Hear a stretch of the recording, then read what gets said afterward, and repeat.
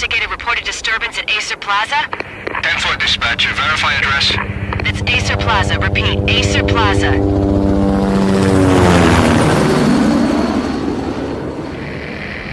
Shots fired on the rooftop. An assault in progress at Acer Plaza. Repeat, an assault in progress.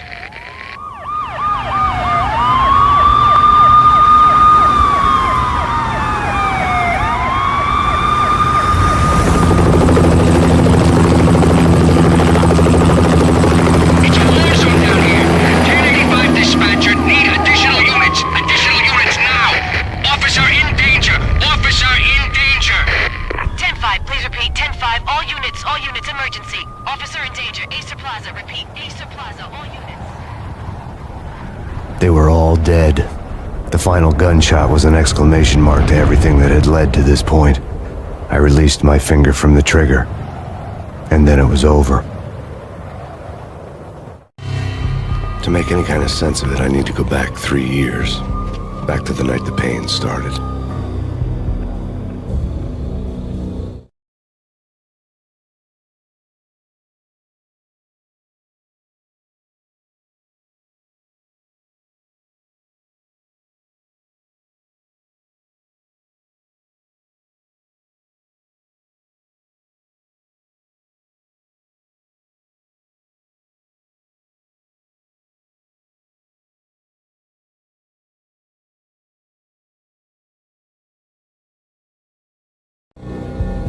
I was still on the force back then. NYPD, Manhattan, Midtown North Precinct, Hell's Kitchen.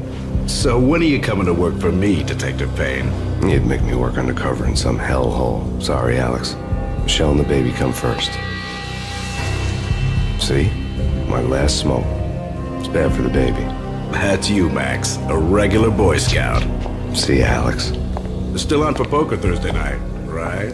Like taking candy from a baby. Life was good.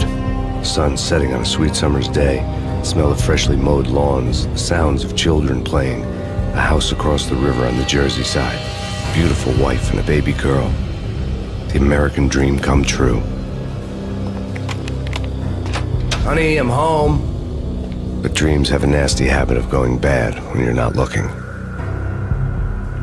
The sun went down with practiced bravado. Twilight crawled across the sky, laden with foreboding.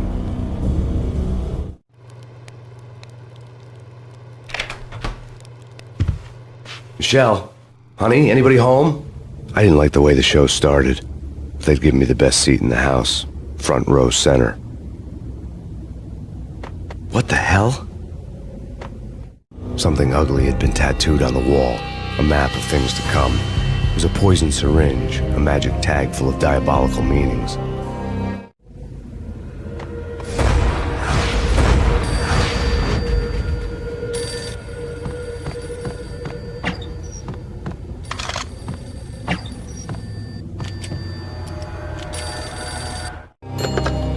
Listen, someone's broken into my house. Call 911. Is this the Payne residence? Yes, someone's broken into my house. They're still here. You have to... Good. I'm afraid I cannot help you.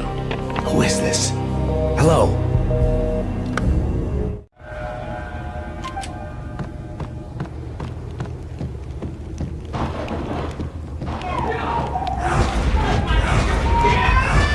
Michelle!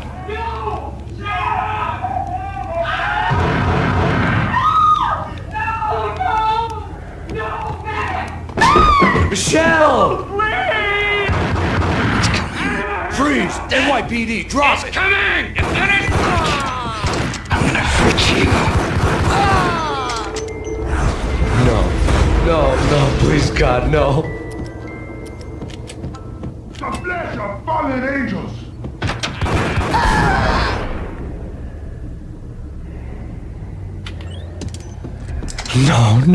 No, God, no, please, Michelle. Oh, baby.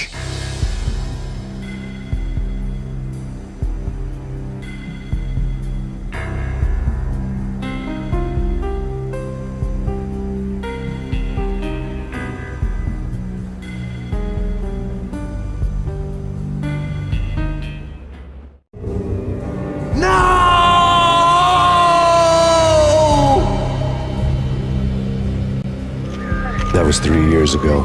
Everything ripped apart in a New York minute. The killer junkies had been high on a previously unknown designer drug, Valkyr, V. After the funeral, I told Alex I'd be transferring to the DEA. It took us 3 long years to get a break in the Valkyr case. Then, finally, 2 months ago, a dime dropper tipped us off that Geno, a mob boss in the Punchinello crime family, was trafficking. I went undercover, infiltrated the worst mafia family in New York.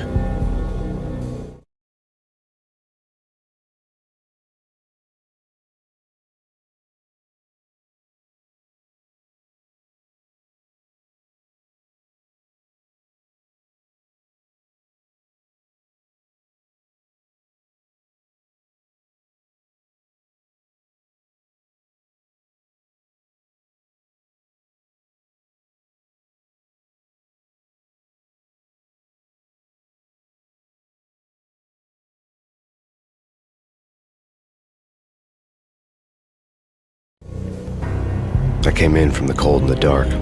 Outside the city was a cruel monster. I've been slowly working my way from the small time to the big fish, trying to get to the source of the drug.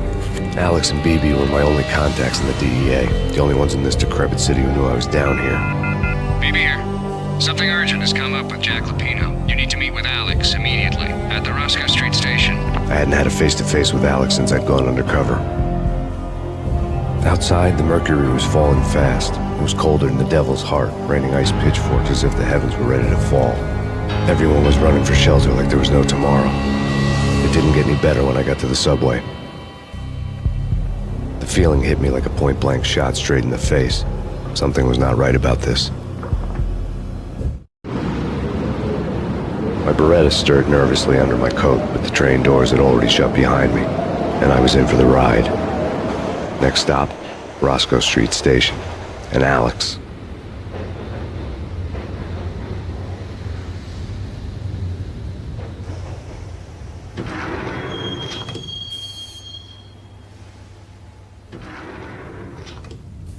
The station was drenched in gloom. Alex was a ghost, nowhere to be seen.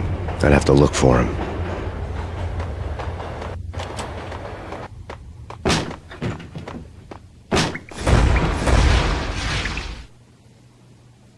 Death was in the air at Roscoe Street. I'd have to find Alex fast.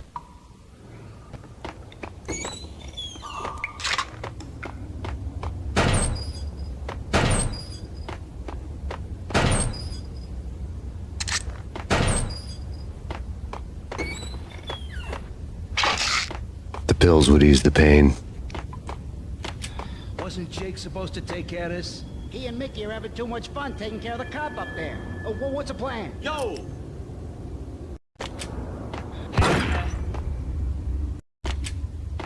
Wasn't Jake supposed to take care of this? He and Mickey are having too much fun taking care of the cop up there. What's the plan?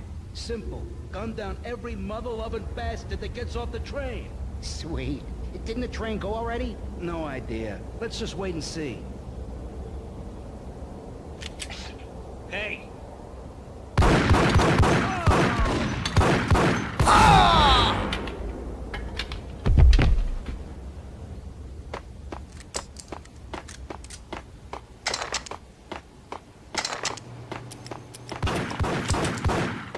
Yeah, he's dead, all right. Hey, it's me you're talking to. Hold it!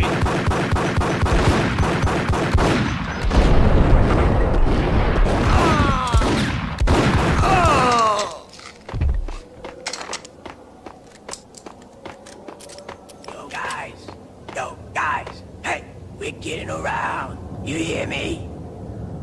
What, is this a joke? Hey, anybody?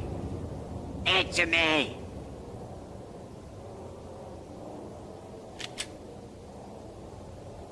Yo! Ah!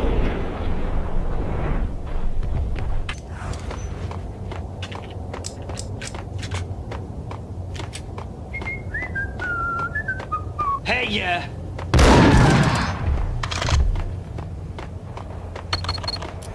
The security panel let out a mocking cackle. I'd need the right code. Really? Sure. Damn!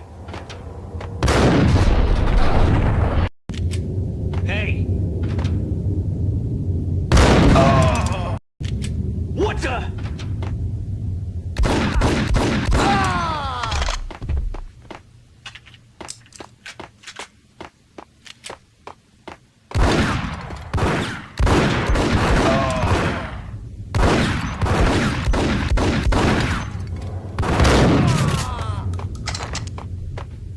While looking for Alex, I had ended up in the middle of a big-time crime operation.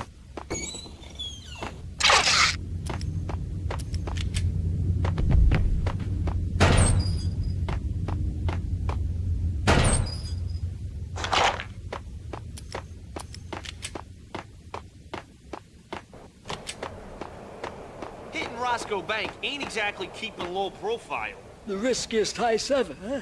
But hell, the payoff makes it worth it.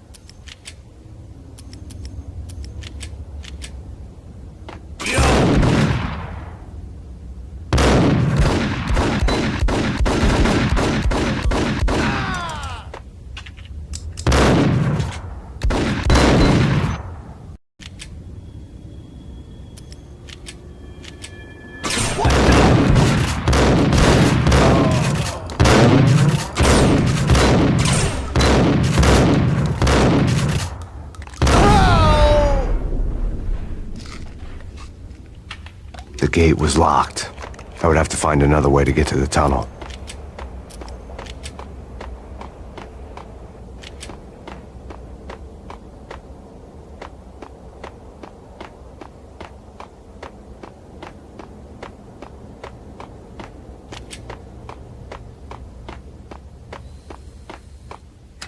The power to the rail had been cut. I'd have to get it back on to get the train moving.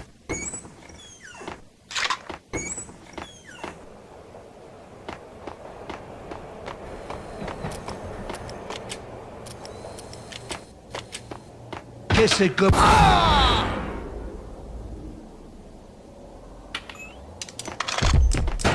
You saved me, man. What's going on here? A massacre. These armed thugs just appeared from nowhere. We need to get help. I can make the call from the control room 1 floor up. Can you take me there? Sure, sounds good. Follow me.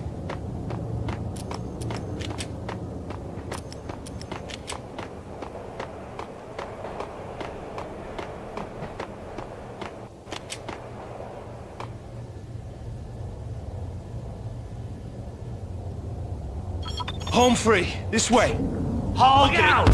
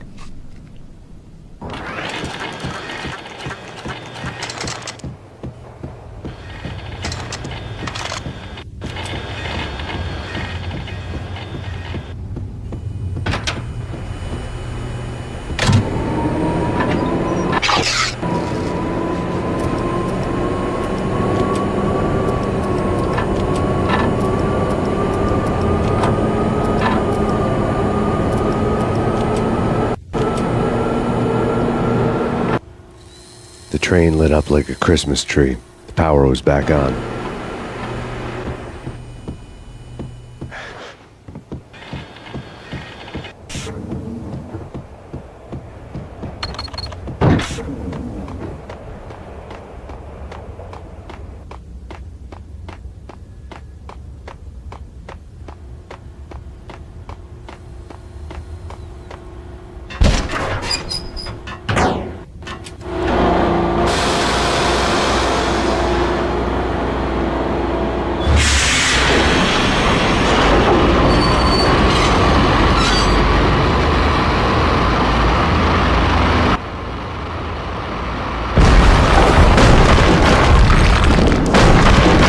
So much for being subtle.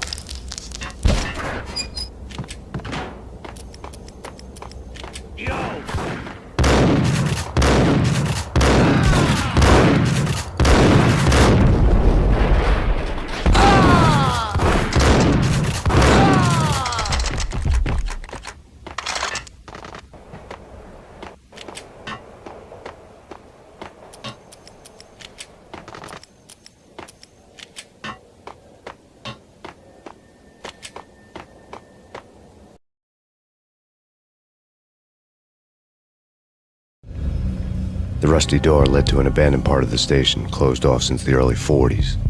Something big was going down at Roscoe Street. Maybe that's why Alex had wanted to meet me here. Maybe not. One way or the other, I was gonna find out.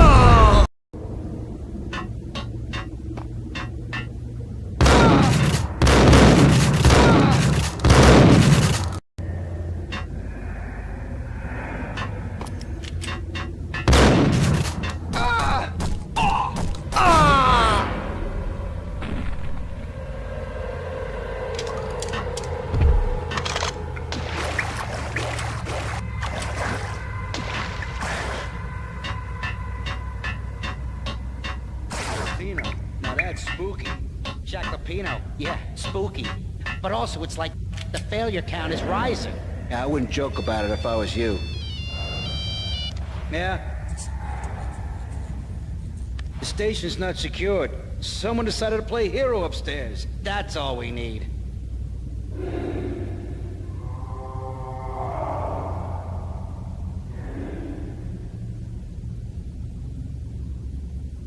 Sure. Yeah, really. Sure.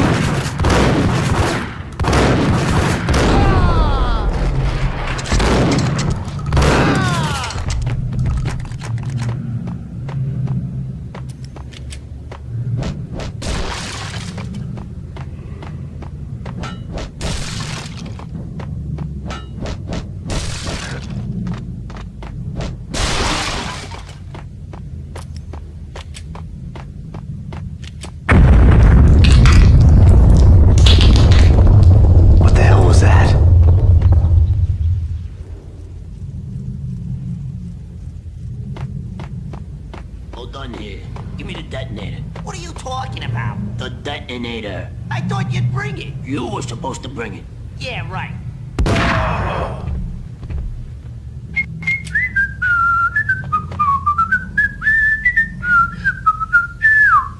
What the hell? Oh!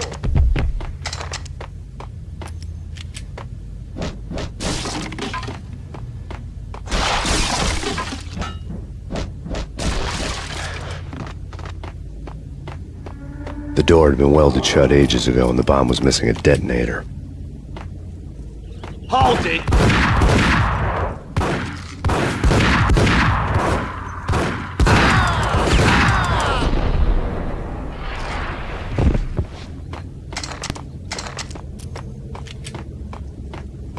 Okay, fellas. The police are on their way. New York's finest. They're gonna be here soon. So stick to the plan. We've got our own private exit route. In and out, do your thing. Bam, bam, thank you.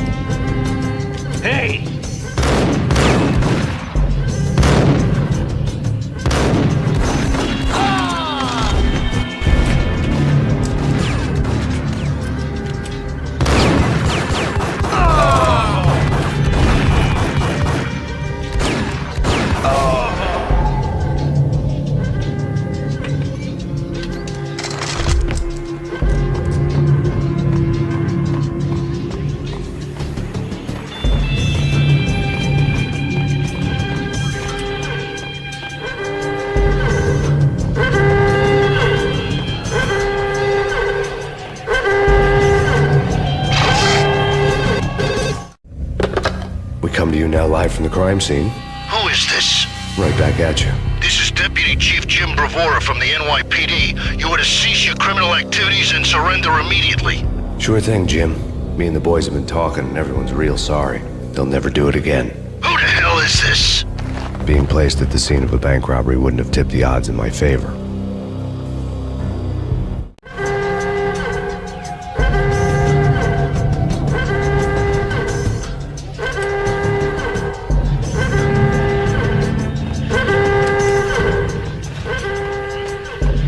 The bank robber's score lay on the table.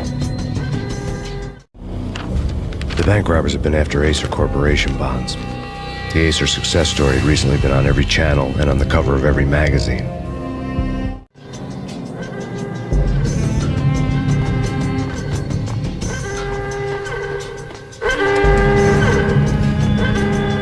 The bank robbers had left their tools on the table. Judging by the detonators, the crooks had bought enough explosives to send Lady Liberty into orbit.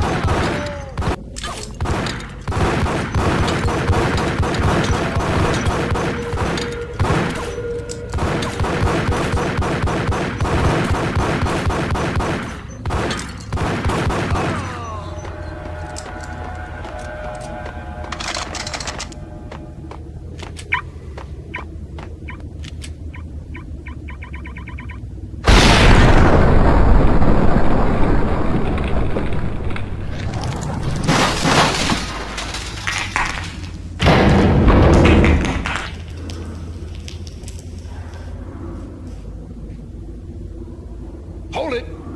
Max! Jesus, you almost gave me a heart attack! I nearly shot you! Alex, I'm glad to see you. What the hell's going on? There are more corpses here than at the city morgue! It's an armed robbery. A tunnel job straight to the Roscoe Bank vault through the old station wall. Is this why? This is Lupino's gig? This is Lupino's doing? Lupino's men? Really? You sure know how to pick a place? Can you get through? No, it's locked. We gotta get out of here. If it's Lupino, it's... Alex? Alex!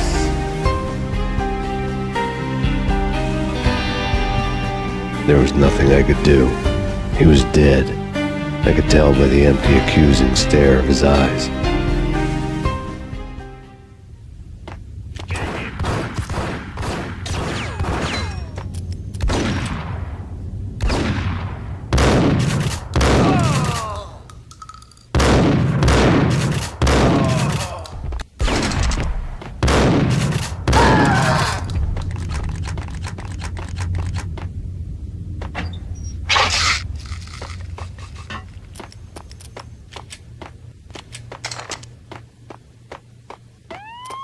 Let's get the hell out of here! We'll be fine. Just take it easy. I'm allergic to sirens! We gotta get moving! Shut up, okay? Get him!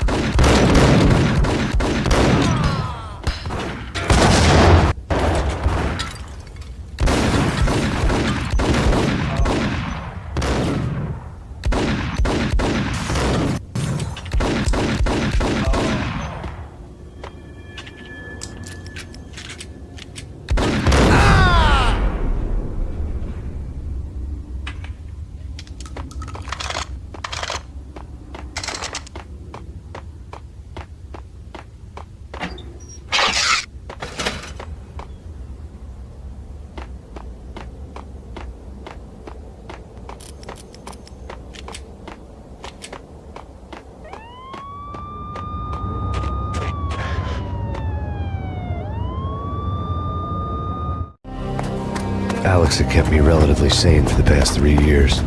Now I didn't know how I felt. Somehow he had stumbled upon something big and ended up stepping on Jack Lupino's toes.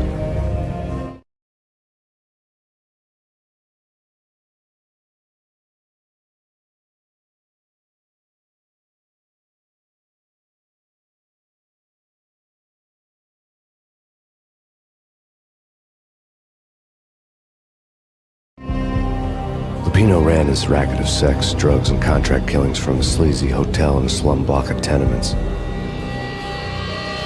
The NYPD was closing in. I could hear the sirens. Their wail was a crescendo. Lupino thought he could get us by taking Alex out and leaving me to take the fall for it. All he had gotten was my attention. I went for the hotel first. It was a sad old thing with flickering lamps and faded colors, cheap mobster punks and tired-eyed prostitutes. I walked straight in, playing it Bogart, like I'd done 100 times before. The place was run by a couple of murdering mobsters with shark smiles. The Finito brothers. Ladies and gentlemen, it's the Payne in the butt. Payne to the max. You're killing me. Did you make that up yourselves, or you get some wino downstairs to come up with it? Don't answer that. A rhetorical question. I got something for the boss. Lupino around? That kind of depends on who's asking. A friend or a junk squad plan. But don't answer. It's one of them, how do you put it, rhetorical questions. Lupino ain't here, but he said bye. Lupino wasn't in his cheap hotel. Instead, I ran into the Finito brothers. My cover had been blown. The door slammed shut behind me. And then I was dodging bullets like raindrops. Payne in the butt. Ha ha! Payne to the max. Junk squad pig. Gotta take their Marble City for it.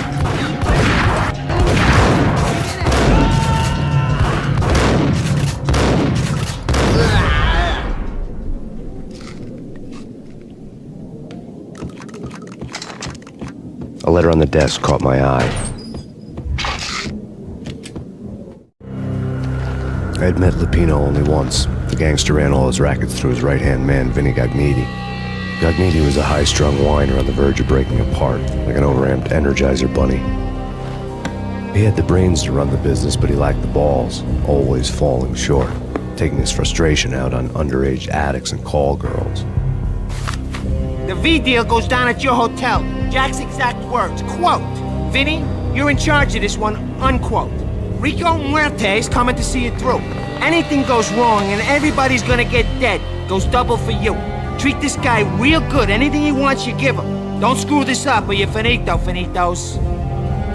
A V deal meant added security, locked doors, and lots of nervous thugs with itchy trigger fingers. I'd seen nothing coming in, but that didn't mean it hadn't been there. Rico Muerte was a regular Kaiser Soze, a spook story told to keep the apes in line. 313. The Finitos had scribbled Muerte's room number on the note's margin. Bosses! Everything all right? Bosses! Joey, Virgilio, you all right in there? They're not answering. Call the others. Tell them to come quick. Okay, but we can't wait for them. We gotta go in now. Bosses! We're coming in! It's Payne!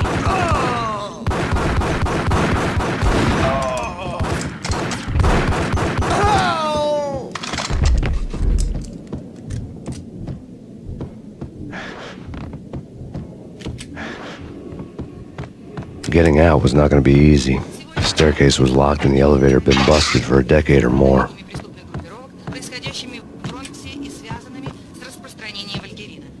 In his press conference today, the mayor stated that Valkyr represents a clear danger to New York and called for drastic actions to eliminate the problem.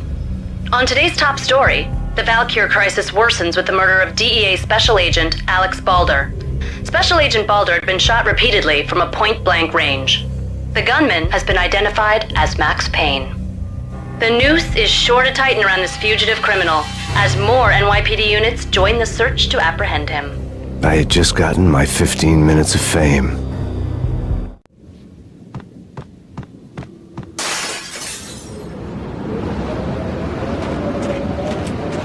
Yeah, something's wrong with the bosses. Payne's there and they're not answering. Let's go already. Payne's gonna pay in spades. Hey, yeah!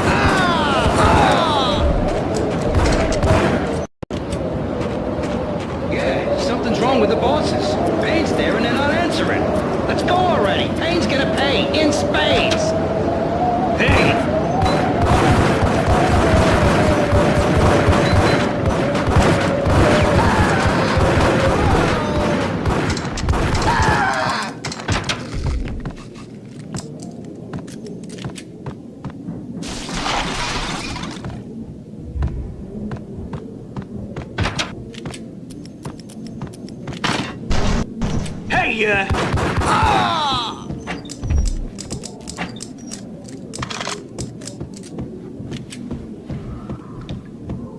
Previously on Lords and Ladies. Lady Amelia, Marquis Valentine asks for an audience. Thank you, Lawrence. My lady. My lord? And now, an all-new episode of Lords and Ladies, brought to you in part by Acer Corporation.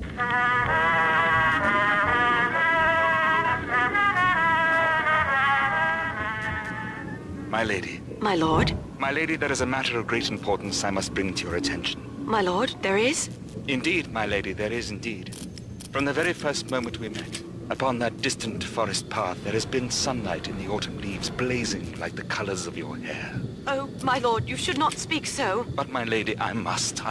My lord, no! I forbid you. This cannot be. This must not be. But why, my love? Why? My lord, it is too dreadful. Do not force me to speak the words. My lady, I beg of you, I must know. I would rather die than not know. Yes, my lord, we should both be dead, for this shame is too great for the living. My lord, I am your long-lost sister.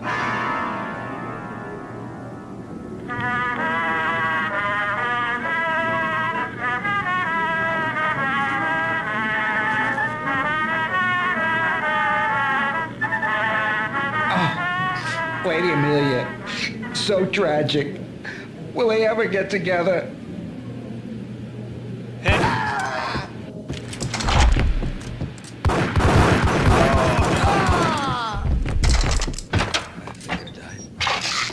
V-head junkies could go off without a warning. I had to be careful.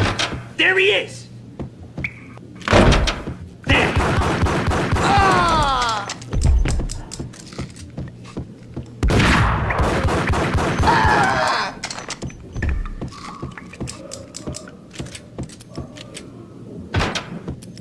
Piece of crap! Oh, careful! It might kick back! Dee-dee-dee-dee-dee! Killer vending machine! You talking to me? Tough guy. Scared.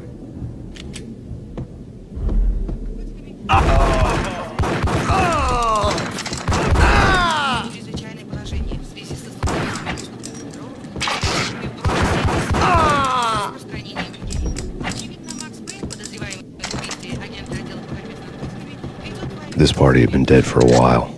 I couldn't say I was sorry I'd missed the show. Tonight, the city's fight against the nightmare drug Valkyr took a turn for the worse as DEA Special Agent Alex Balder was found brutally slain at the Roscoe Street subway station. A suspect was seen leaving the site only moments after the shots had been fired, and the NYPD is currently in pursuit of Max Payne, a repeated felon believed to be armed and extremely dangerous. And now the weather. The worst winter storm in recorded history continues to pound the city.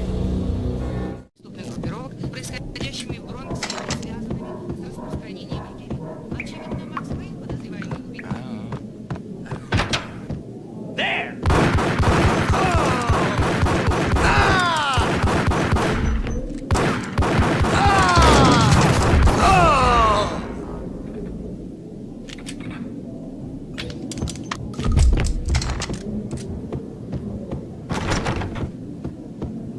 I'd found Muerte's room.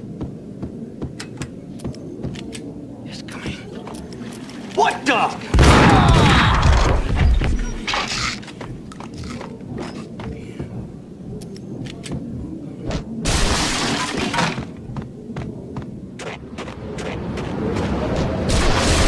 I didn't want to know what had happened here. It was not a pretty sight.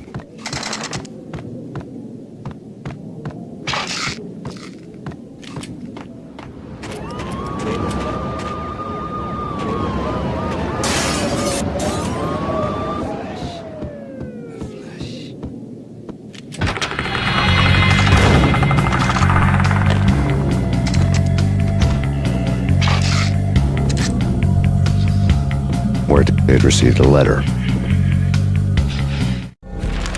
Our investigation had turned up nothing to link Angelo Punchinello, the head of the Punchinello family, to Valkyr. All tracks had ended with Jack Lupino. The letter in Muerte's room was signed by the Don himself. It was the first hint that the Kingpin knew what was brewing inside his syndicate. The trouble you got into after the Chicago screw-up. The Punchinello family bailed you out. You have been waiting for a chance to pay us back. One of our trusted boys has a monkey the size of King Kong on his back. And we need your special skills for backup on a major deal. Collecting evidence had gotten old a few hundred bullets back. I was already so far past the point of no return I couldn't even remember what it looked like when I had passed it. Did you hear something? Nah.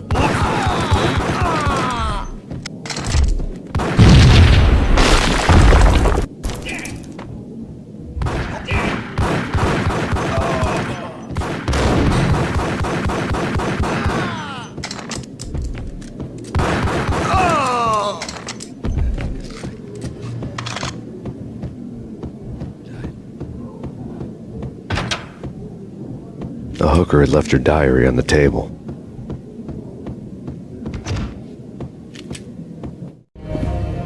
The diary belonged to a hooker named Candy Dawn. The read would have made a vice cop blush.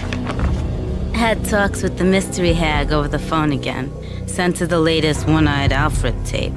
As long as the hag keeps paying for the tapes, the old man could come every day for all I care. She had a nice sideline, making secret X-rated flicks of her clients and selling them to the highest bidder. They would get her killed if her V-fix for the day didn't do it first.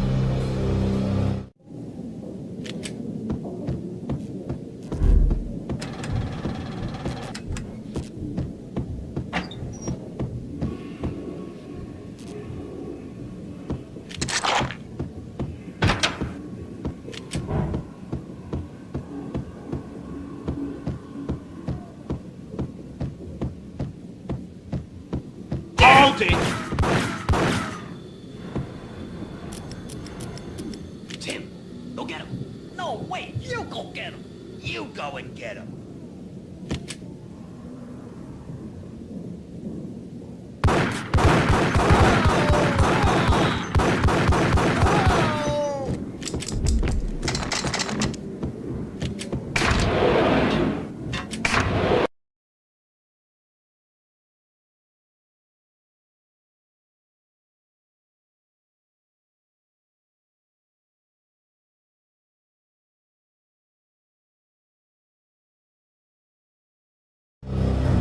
The old service elevator rumbled down to the bowels of Jack Lupino's hotel.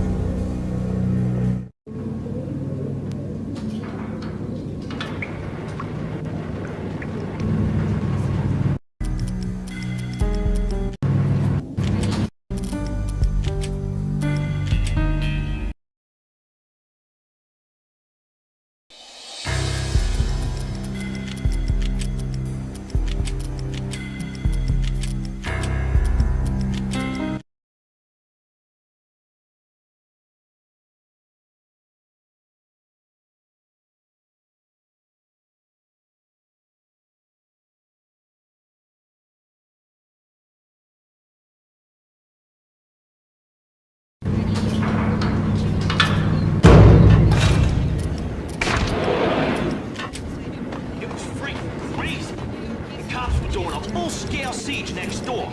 More traffic than rush hour. I mean, bleeding bastards running back and forth, Ronnie and Jimbo to throw, and in the middle of all this, there we were. I didn't give a damn, just going with the flow. So what happened? Nothing happened. We got the explosives, dumped the cargo, we were home free. Jesus. Get him!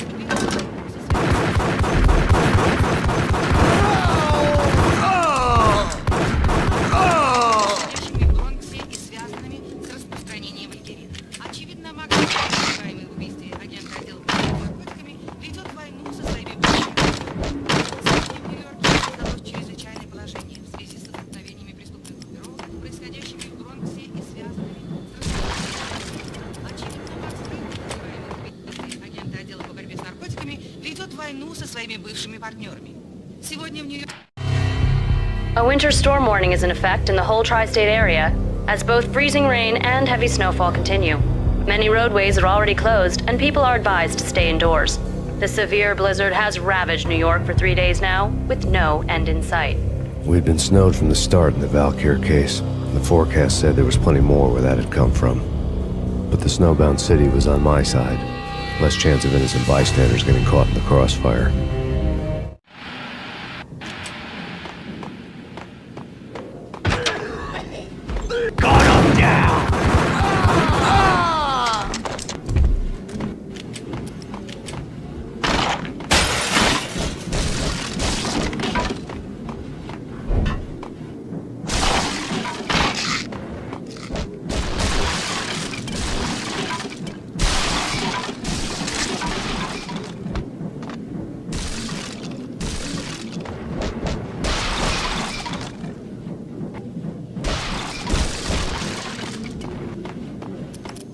What the?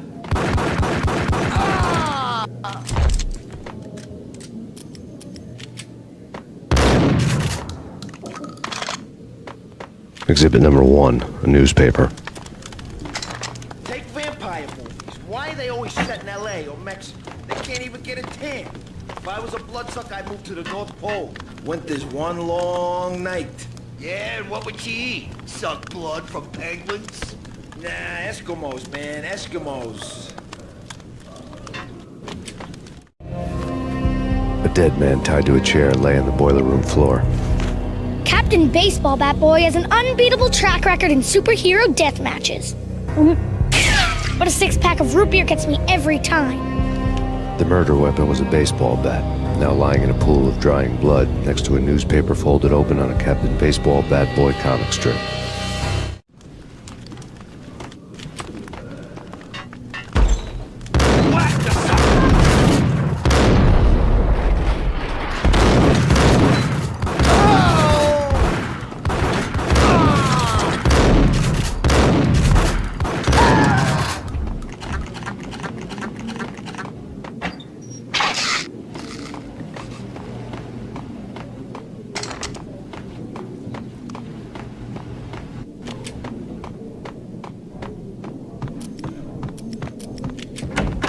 Guns.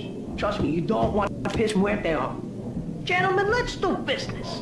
Green for green. Cheers at Green-Eyed Angels. Amen.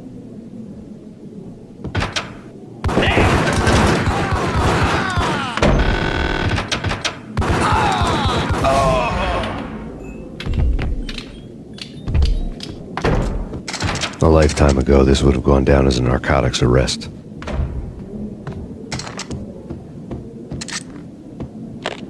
The transparent cylinders glowed green, full of Valkyr.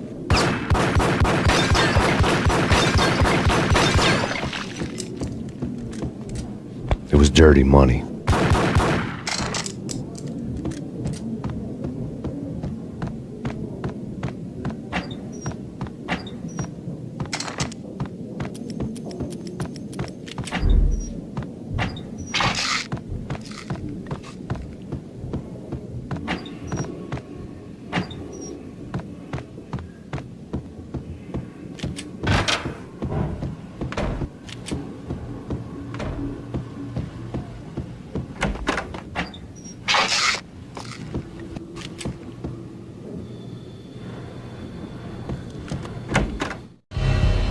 Two mad dog killers, ready to murder each other.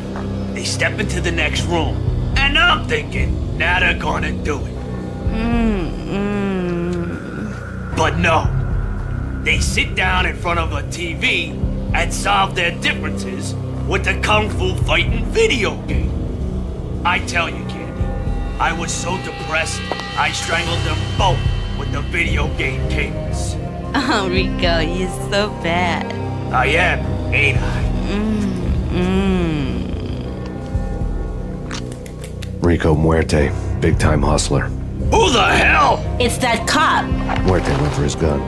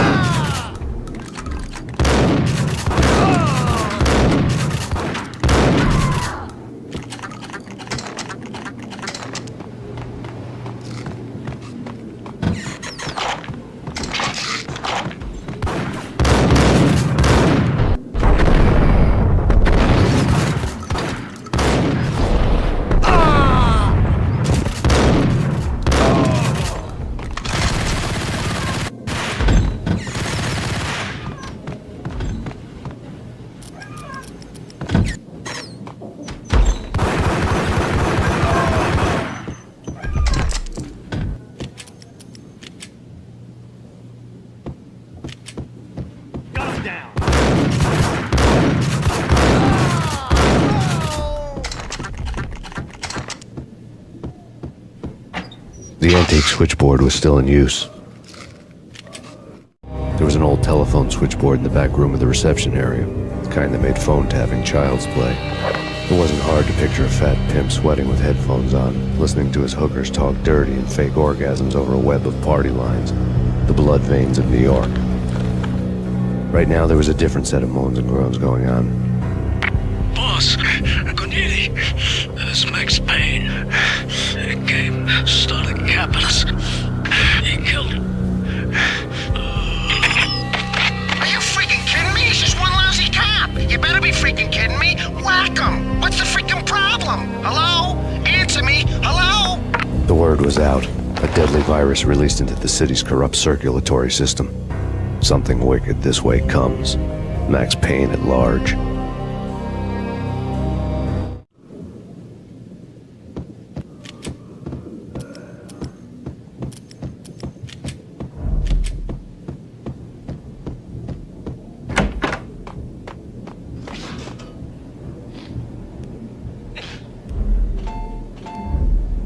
You think you could take my money?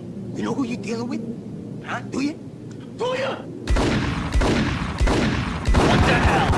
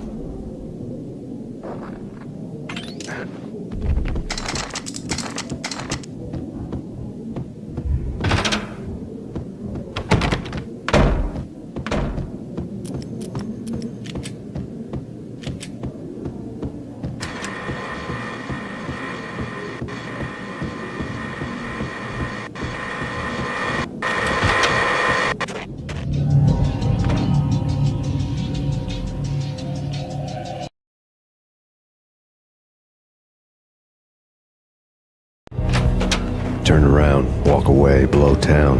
That would have been the smart thing to do. Guess I wasn't that smart. Lupino's tenement buildings were a seedy hangout for all kinds of sleaze. A liquor store, a pawn shop, a laundromat full of mobster bookies and loan sharks. The list went on.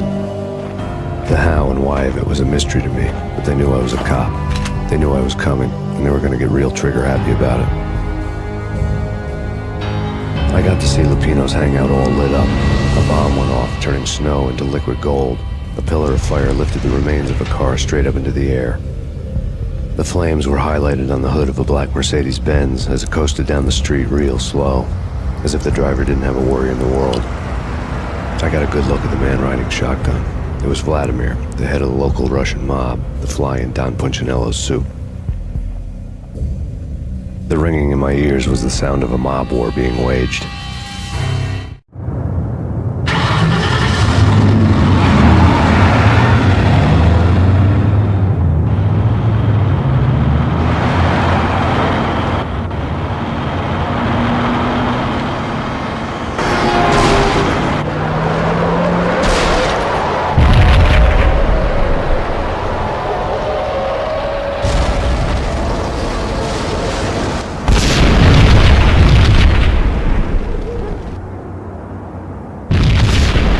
Bomb exploded inside the closest slum building.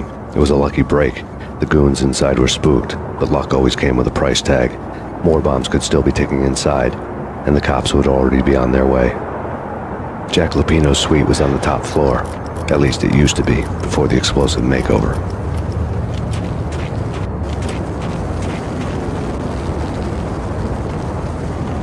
I don't know, man. I don't know about this. Quit worrying, eh? Think of it as Christmas. The Russians are with Santa. Hold it!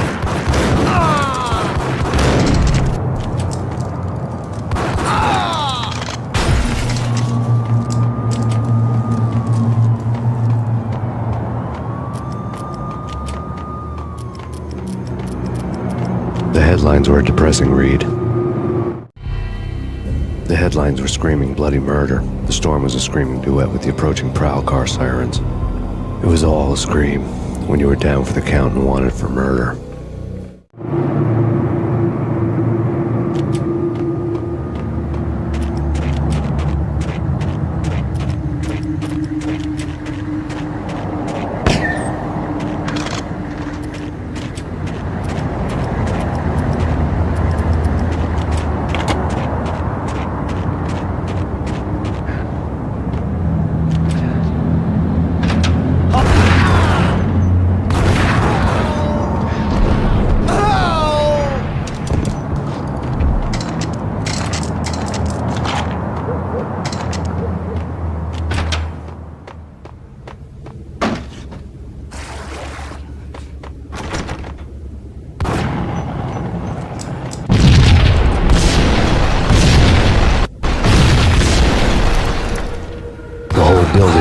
Armed with explosives.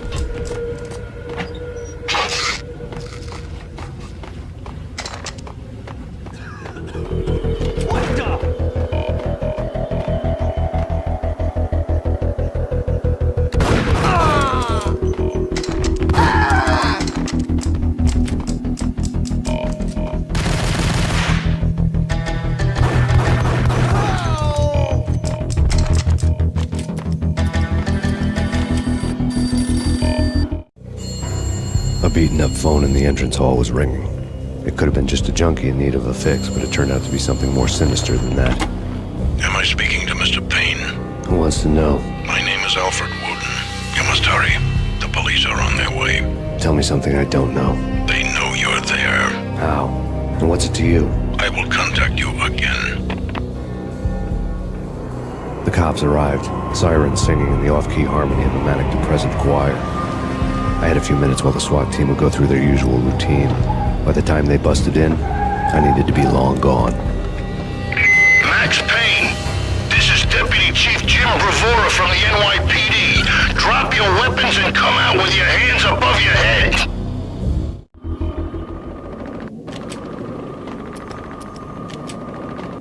You're asking for it. Take it easy. Whack the sucker!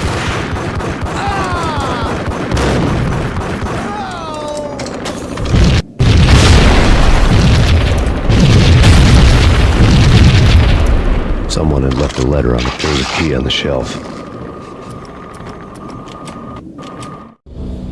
Suddenly it all made sense. The bombs, the Russian mob boss making an appearance in person. Gagniti was his usual self, all talk and no walk. After our hit, the Russian has only a couple of guns left and they can be bought. There's no freaking way he has the guts to try anything after that. As it turned out, the Russian had plenty of guts. One thing you could count on, you push a man too far and sooner or later he'd start pushing back. That's where I could see him. Payne, this is your final warning. Surrender or we'll be forced to... Yo!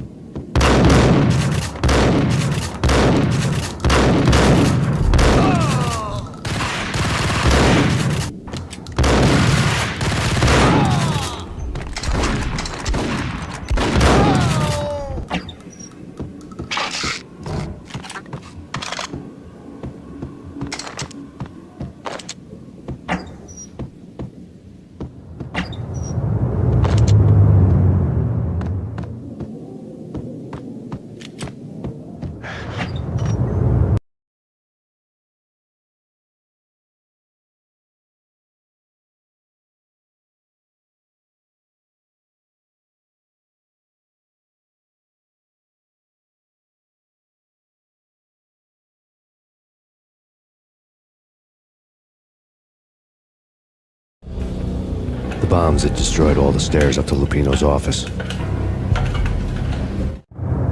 The alternate route led there by way of adjoining rooftops.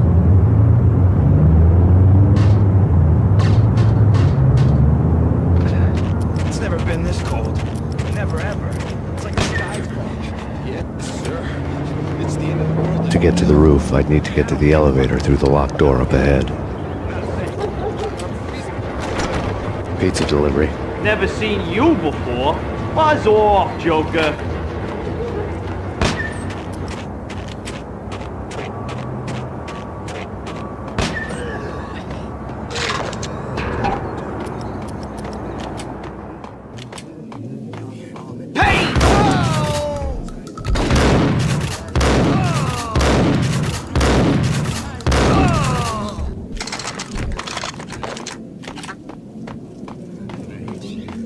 What the? What the?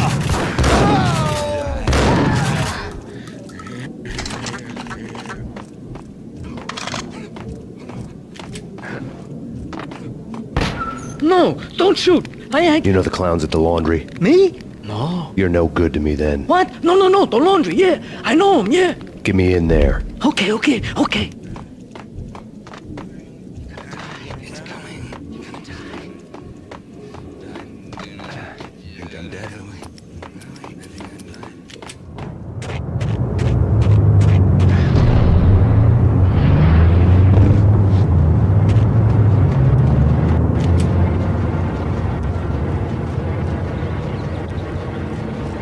It's me. Open up. Let me in, quick. Not so fast. The password. John Woo. Come on. Okay, John Woo. All right. Come right in. It's a trap! It's Payne!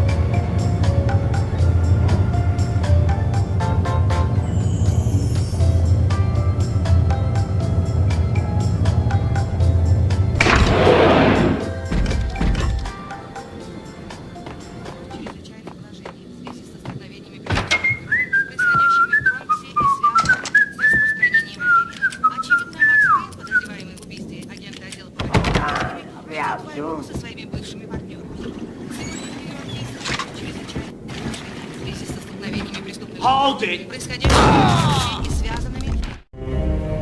New York City is in crisis tonight, with reports of Valkyr-related gang war in the streets of the Bronx. Apparently, Max Payne, wanted for questioning in connection with the slaying of a DEA special agent earlier tonight, is waging a one-man war against his former partners in crime.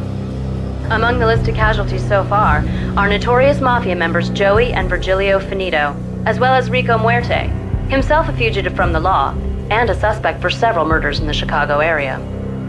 The NYPD has been placed on full alert. A citywide APB has been put out on Max Payne. Deputy Chief Jim Bravura has promised to take whatever steps necessary to bring him to justice. What those steps may be remains to be seen. For NYCNN TV News, this is Kira Silver.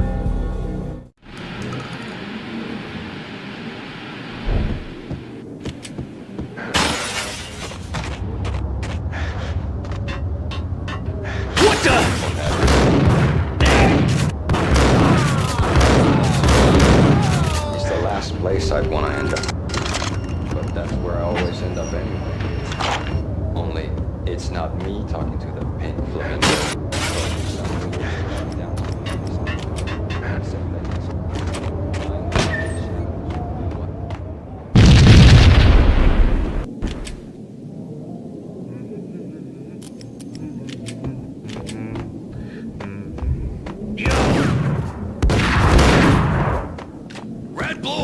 It's always red or blue in the movies. So, green? No, not the green.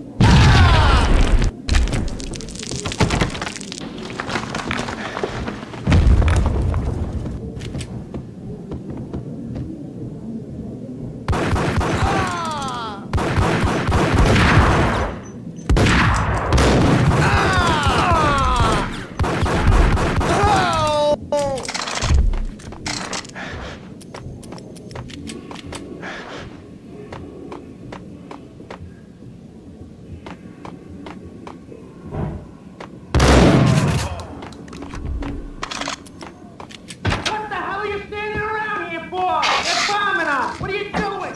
You're doing nothing. What are you doing? This is war. Freaking war.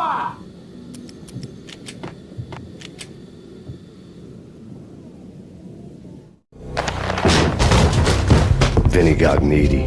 Just the man I've been killing to see. Payne? Freaking Fed! I knew from day one there was something screwy about you. What do you think you're doing? You're a freaking cop. You ain't got squad on us. You can't just come in here waving your piece like it meant something. Yeah! Oh my God! Oh God, you shot me! Ah! You're dead, Payne! What the hell are you waiting for, you apes? Kill him! Kill him! With pleasure, boss. Gognitti bailed. I made like Chow Yun Fat.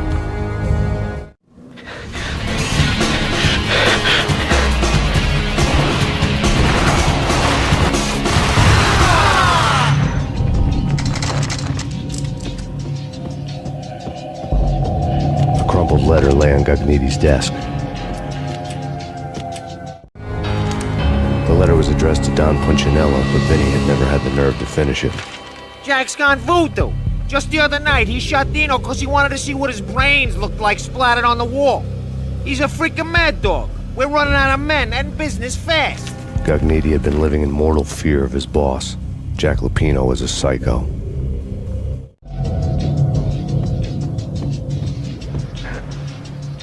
Vinny Gognitti was running scared. He could run, but with a bullet in his stomach like a broken bottle of Tabasco, he was quickly running out of time. He knew where his boss was, and I wanted to square things up with Jack Lupino. Gognitti would be moving fast. I don't know about angels, but it's fear that gives men wings.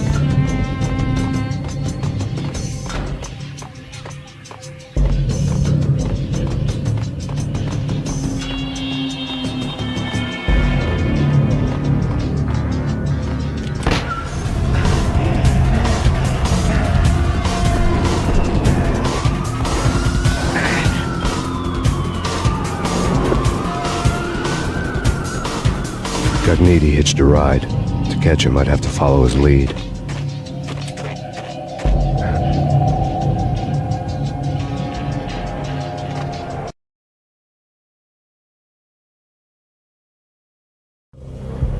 This was my second train ride of the night. The way it started didn't promise anything better than the last one.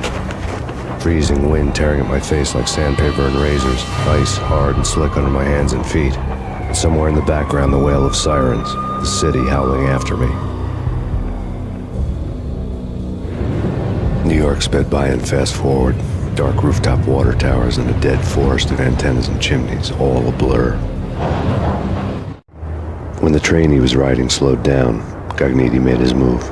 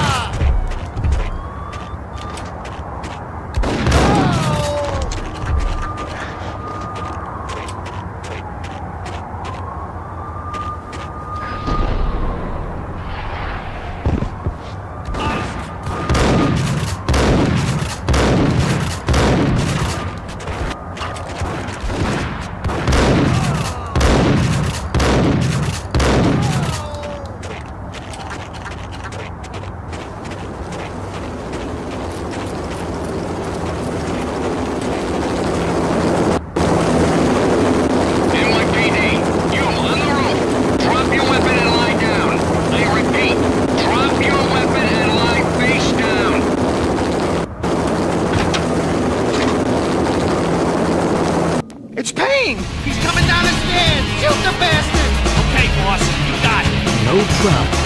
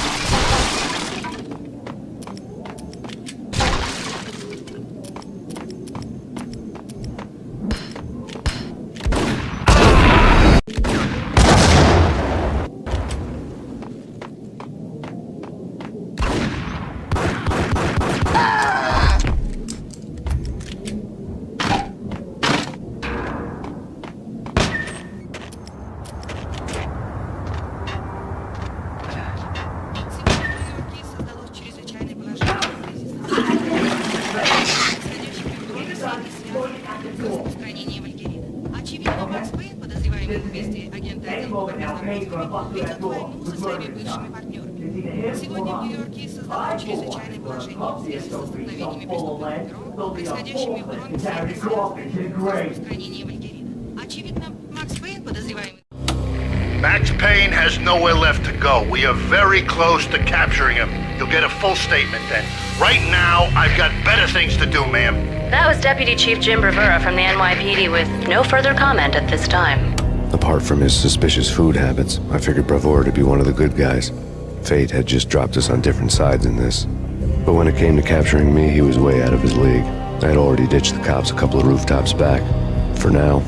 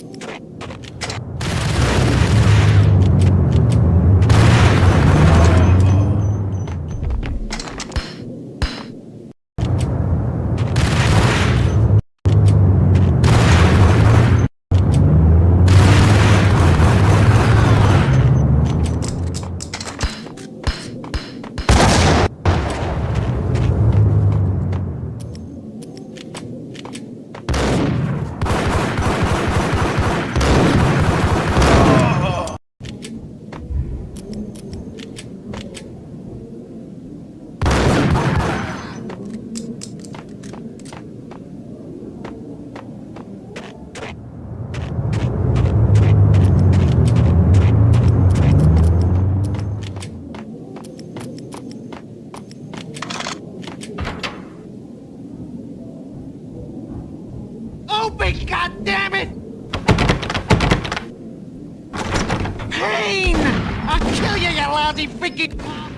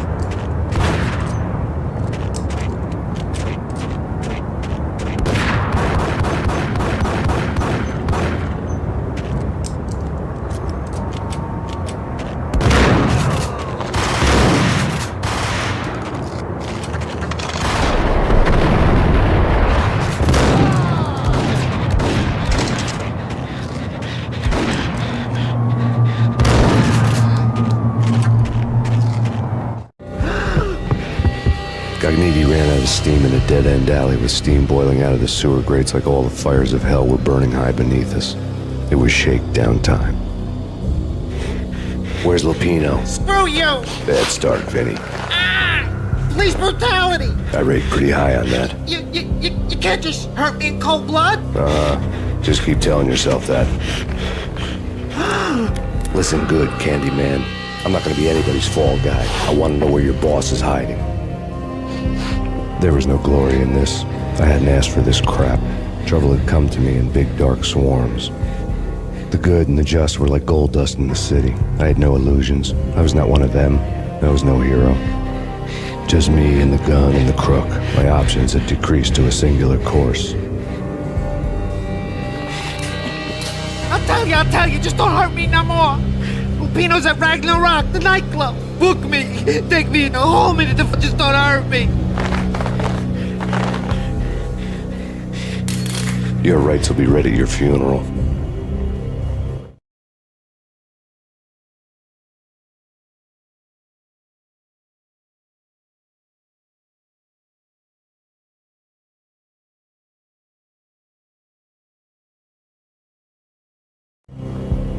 Ragnarok was Lupino's private nightclub, a den of drugs built into an old theater.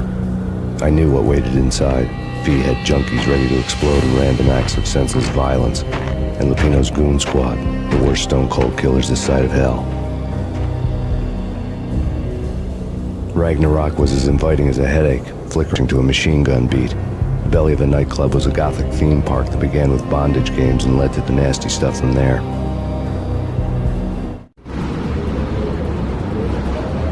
As subtle with its dark message as a cop killer bullet through the heart, like father, like son, just like Jack Lupino.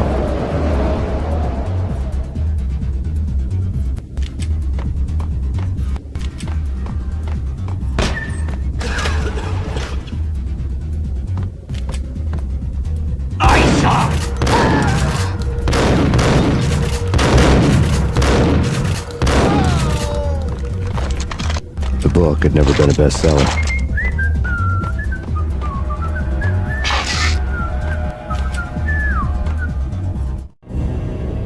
Given the setting, I was surprised to find that somebody had been passing time reading. The paperback was entitled, The Age of Murder and Storm. The blurb on the back mentioned Norse mythos and Ragnarok, the end of a Viking world with a terrible winter that covered the earth in ice, when vile crimes were rampant and all humanity lost. I could see how somebody impressionable might get it into their head that we were at the end of time. I was also beginning to see what the nightclub and its owner were all about.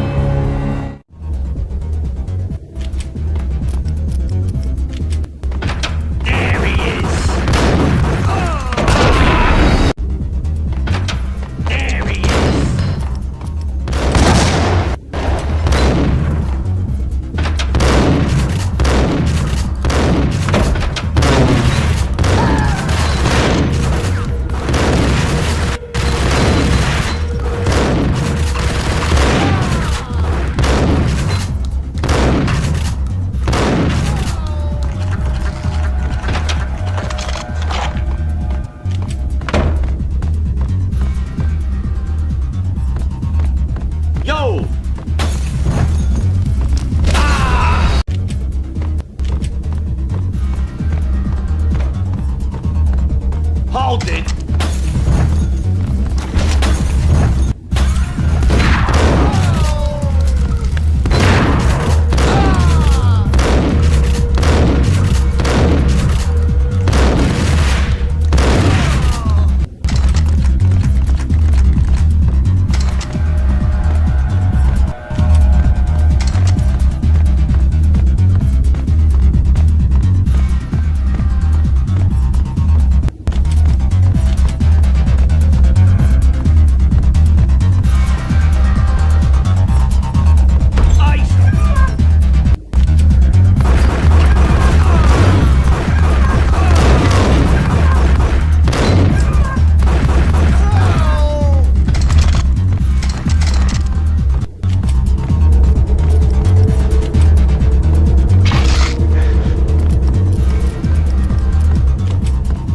Books on the occult had been piled on the table. The room was stacked with light reading, such as Necronomicon, Witchcraft, and Paradise Lost. Old exotic titles like Malleus Maleficarum and De Umbrarum Reini Novum Portus. Books with pentagrams on their covers, all dealing with the occult and the infernal, lying between stacks of horror videos and a couple of Ouija boards. The only thing I could take seriously was the thought of Lupino taking it seriously. He had been spending a lot of time getting intimate with the guy downstairs.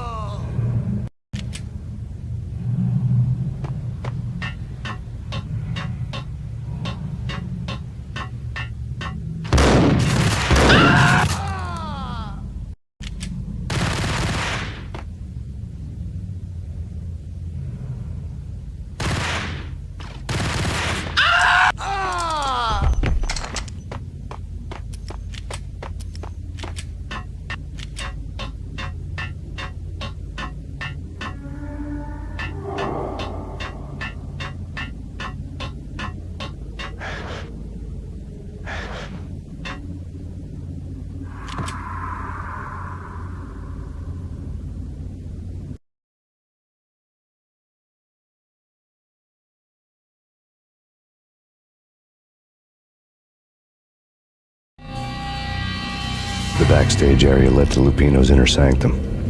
The hot air inside was like an invisible wall, thick with incense and something else, a sickly sweet smell that made you gag. This was the rotten core of the Big Apple. Lupino lurked somewhere ahead, like a spider at the center of his web, waiting. The vapors in the air started to make my head swim. Torn pieces of a letter lay scattered on the sofa. Punchinello had threatened Lupino in writing. The note had been torn to pieces, bloody fingerprints all over them. Don't want you to think that one of my boys is not playing with a full deck. Shape up, Jack. We are running a business here. I'd hate to send the trio to strong-arm you. The trio were the Don's notorious henchmen. It was obvious that Lupino hadn't been intimidated by the threat. Lupino's notes covered the table. Jack Lupino was crazy, all right. The table was scattered with notes of demented arcane nonsense written in rusty blood. A mishmash list of demons, devils, and dark gods evoked. Beelzebub! Asmodeus! Baphomet! Lucifer! Loki! Cthulhu! Lilith! Hela! Blood given to you all. He was after that old Faustian deal. Your soul for power and fortune. Just sign on the dotted line with your blood. Lupino's notebook lay on the pedestal. Jack Lupino was crazy, all right. Mythic wolves, let loose to devour the sun and the moon. Lupino is the wolf. I'm Mr. Beast, the big bad Fenris wolf. I'm the end of the world man, wearing the flesh of fallen angels. After Y2K, the end of the world had become a cliché. But who was I to talk? A brooding underdog avenger alone against an empire of evil, out to right a grave injustice. Everything was subjective. There were only personal apocalypses. Nothing is a cliché when it's happening to you. The flesh of fallen angels! Come to me all! Astaroth, Beelzebub, Asmodeus, Baphomet, Lucifer, Loki, Satan, Cthulhu, Lilith, Hela! Blood to you all! Secrets living under the skin of reality. I've seen it. The corruption of flesh. I'm the wolf, yeah! I am the wolf! It's close. It's coming. You have come. Witness the end of time. It's now!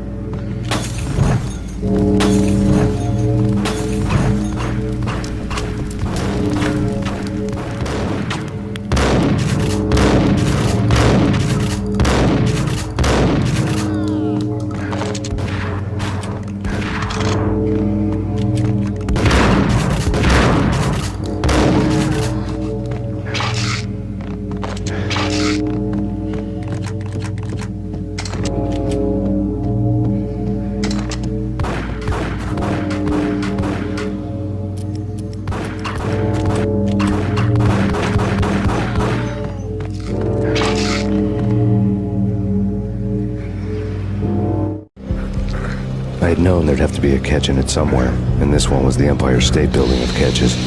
Lupino was pumped up and dying to go 15 rounds with a mutant alligator. And then he started this spooky monkey talk, straight from a bad dream. Mine. I have tasted the flesh of fallen angels. I've tasted the devil's green blood. It runs in my... I've seen beyond a world of skin, the architecture of blood and bow and arrow. Death is coming!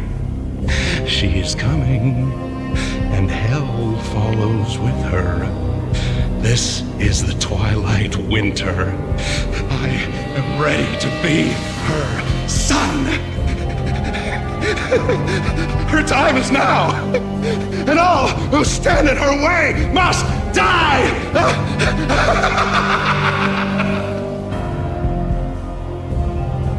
Die! You'll die! You'll die! Now! All die!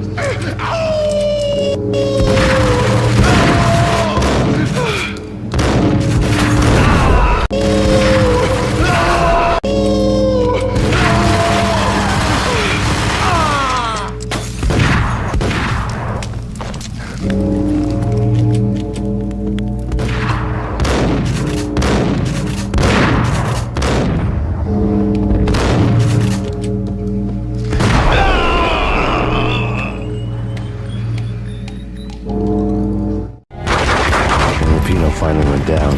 I wanted to make real sure he'd stay that way. He was a bad monster. Turned them into friggin' zombie demons from outer space. I think he's dead already. Huh? And that's when it happened. But dead or not, you've got the wrong guy. In stepped this knockout femme fatale holding a gun to my face. I returned the favor.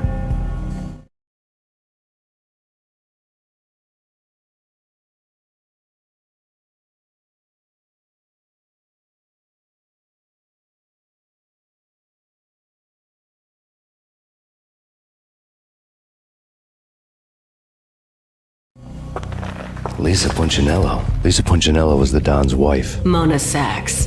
Lisa's evil twin. Your safety's off, evil twin. You might hurt someone with that gun of yours. Lisa's the damsel in distress. I'm the professional. I'd blow you away without batting an eye. Sure, and you can check out my credentials splattered all over this joint. Jack couldn't have framed you. Not the state he was in. We're after the same slime bag. Angelo Punchinello's the one who murdered and framed you with it. You know this for a fact. I've got my sources. I don't have a clue these days. I just shoot them as they come. Who put a contract on the Archfiend? This one's mine. I hate the guts of that sadistic wife-beater. Why not pool our bullets for this one? I thought you'd never ask. My finger was starting to twitch. How do you like your whiskey? I'm easy, as long as you don't try to slip me a Mickey. You're a real angel, Max. It was good stuff. Tasted sweet as honey going down. Nothing personal. Can't risk you going berserk and getting Lisa killed.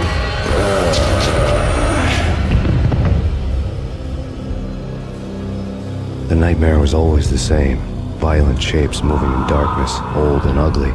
The killer's mad laughter was a riddle filled with wicked innuendo.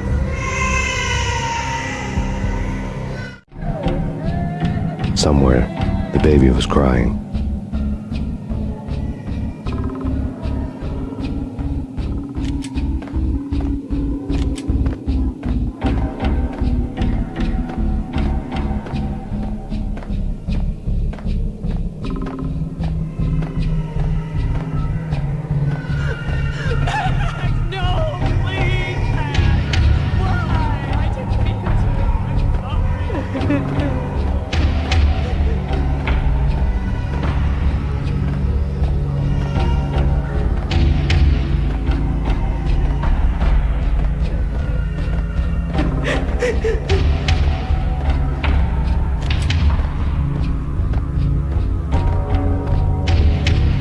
Should've known it when we found you snoring next to Lupino's corpse. A comedian, huh? The pictures were filled with good old times. Alex and I had a few moments of glory between us. Crime-fighting comrades, the best in NYPD DEA collaborative. Good-hearted macho bullshit like that. I would have given anything to have him here as my backup. No such luck. No luck at all. Michelle looked at me from the photo. The Payne family. Happiness captured in a Polaroid moment. I had thought it would last forever, till death do us part. I didn't want to think about it. As long as I didn't, it could never happen. But I had broken my own rule. The thought had already slipped in. Fear was rusty needles poking at my brain. Cold and scaly, it slithered down my chest.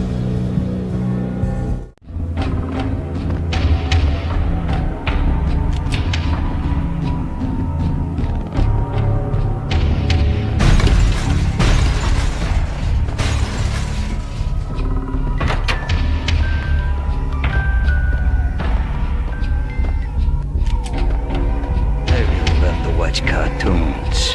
Captain Baseball Bat Boy's my favorite.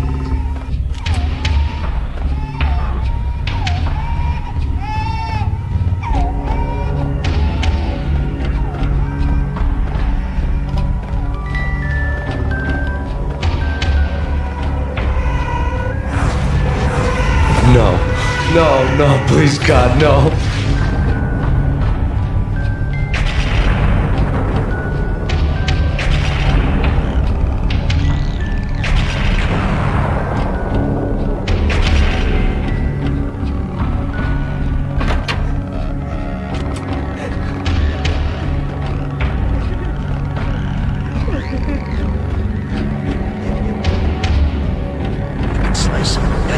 Shoot them full of holes, blow them to bits, vaporize them, disintegrate them.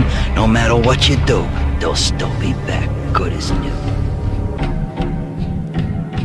Michelle's diary lay on the table. Michelle was working part-time in the district attorney's office. Her diary was open on today's entry, her handwriting all pretty curves. An army dossier found its way to my desk yesterday. Valhalla? Isn't that a Norse myth? Something about Vikings? I tried to tell Max about it, but he was busy, that cute frown on his brow. Guess it's nothing, just a mix-up at the courier service.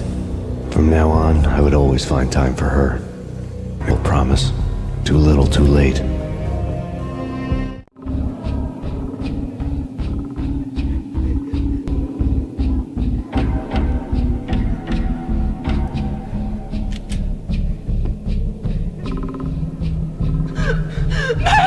No, please, Max! Why? I didn't mean to. I'm sorry.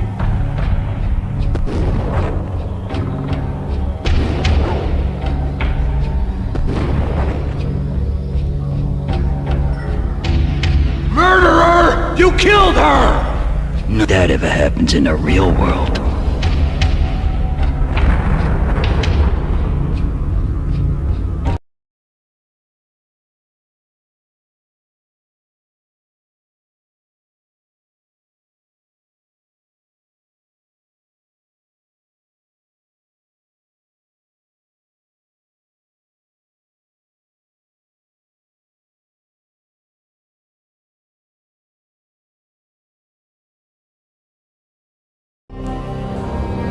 I woke up in a bad dream. My head felt 2 sizes too small for my brain. Max Payne. I envy your name. And the killer was smiling. Pleased to meet you. I'm Frankie the Bat Niagara. Niagara, as in you cry a lot? He had a bat and I was tied to a chair. Pissing him off was the smart thing to do.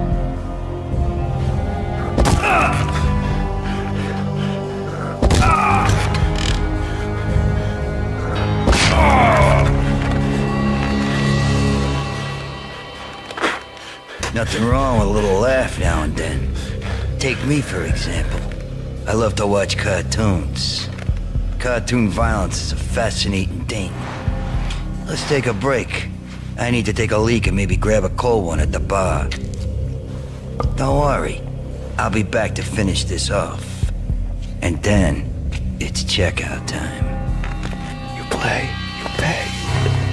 He swaggered out, and the door clanged shut behind him, locks clicking into place. Everyone makes mistakes. Been to crack jokes about the goon with the bat, he'd have cracked my skull regardless. It hadn't even been to trust a girl with a gun. I had blindly gone after the first bad guy on my hit list when I should have been aiming further up the ladder, at the head of the Punchinello family.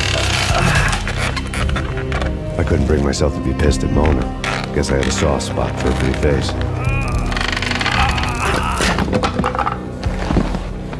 But when somebody decides to play baseball with your head, you tend to get sore. They had dragged me back to the basement of Lupino's hotel.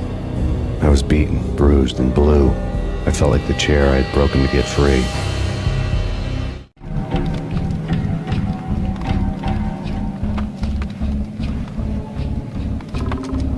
All I had was Niagara's bat, sticky with my own blood.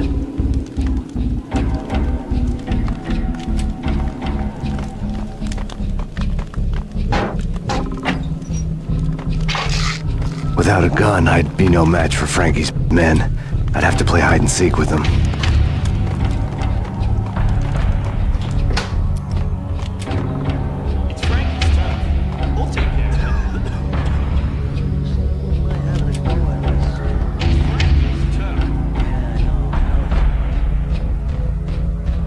Hold it!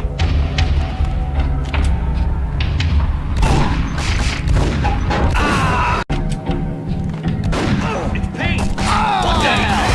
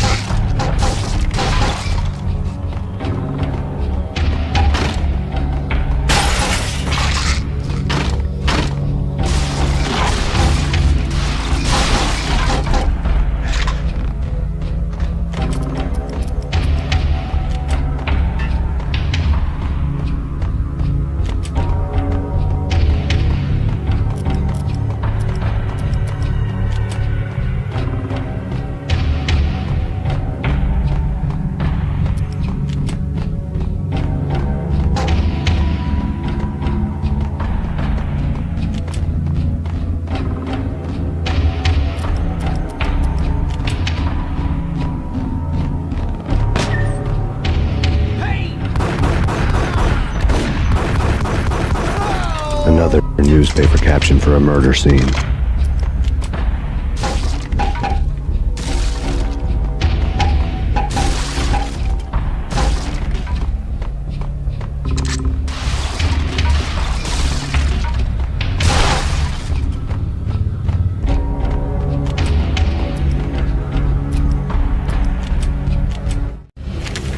Frankie had left his calling card. Captain Baseball Bat Boy strip next to a sewer passage filled with bodies. You'd better not mess with Captain Baseball Bat Boy. Even my archenemy, Bicycle Helmet Girl, swoons at the sight of me. Aha! There were enough corpses to put a mass murderer to shame.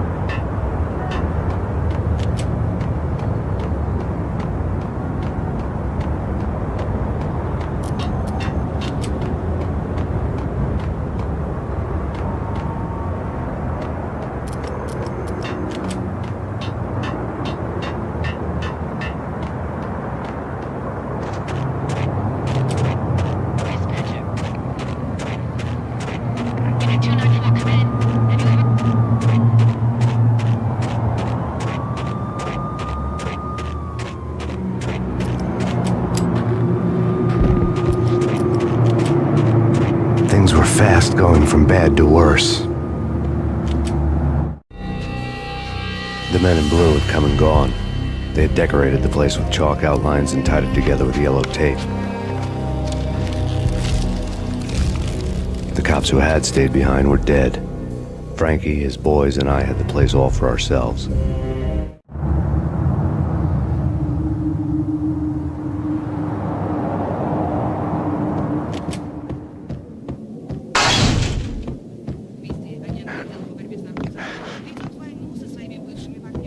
Just forget about it. Just forget about it. Hey, just forget about it. That crazy witch, you should have heard her. She was a real scream when the boys caught her trying to cap the Don. Oh, that's friggin' bad. To the trio? That's even worse than what Frankie's doing to that poor bastard downstairs. She's gonna take a long time to die. The mobster muscle on the phone was talking about Mona. Punchinello's trio were nothing but bad news.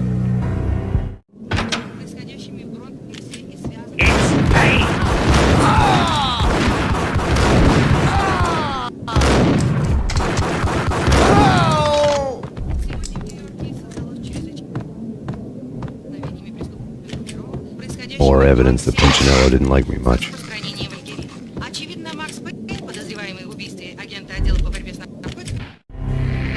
The fact remains that all the victims so far identified in the Ragnarok shooting have been known criminals, many of whom had large doses of V in their blood.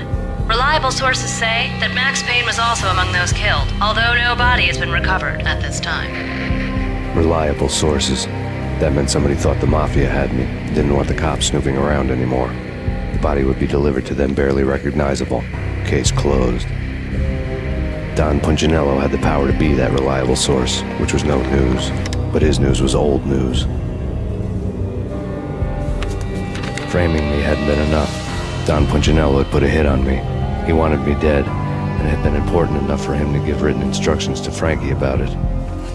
Max Payne should die like a dog for the trouble he's caused. Frankie, I know I can trust you to give this matter the dedication it needs.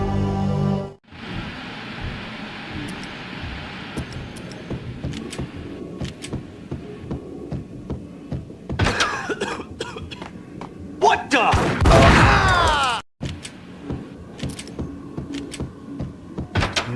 What the?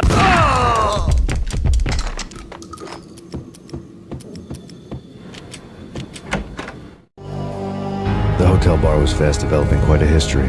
True to his words, Frankie was there, having a beer. Jesus Christ. How the hell did you get loose? Got bored waiting. Thought, what the hell, we could just as well finish this here.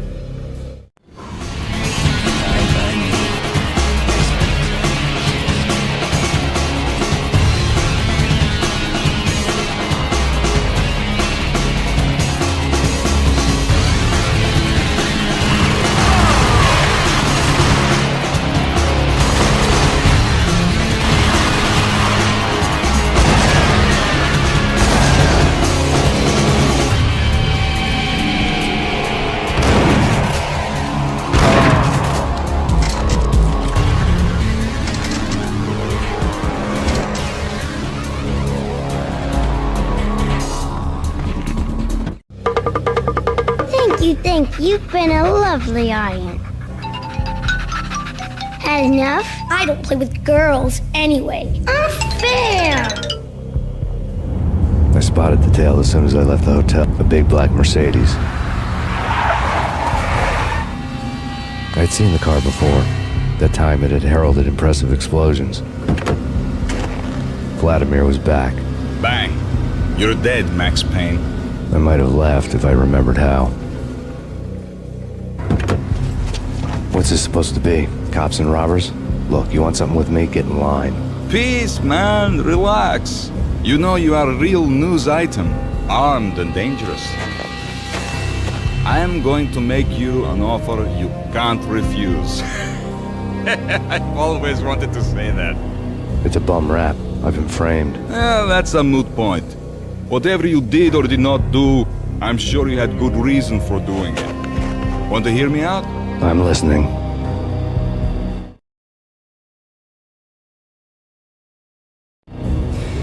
Punchinello messing with V is bad for business all around. But that's not all. There is this guy, Boris Dime, used to pull jobs for me. Captain of the cargo ship Charon. Now the bastard turncoat has gone over to the other side, Punchinello's. The ship's loaded with high-res hardware, guns, my business. If Punchinello gets hold of that cargo, he's won and I have lost. And you'll have your work cut out for you. If you want to get to Punchinello, you will need heavy-duty persuaders. I am just the man to get them for you. Change the ship back under my flag, maybe pop 2 in the traitor Dime's head while you're at it. You'll get enough guns to start the apocalypse.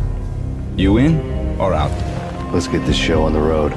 Vladimir was one of those old-time bad guys with honor and morals, which made him almost one of the good guys.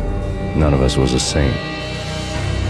The Brooklyn riverfront was a maze of rusty containers, sharp-boned cranes looming up from the snowstorm. On a night like this, you couldn't help but think of the dark army of dead men sleeping with the fishes, cement shoes in line.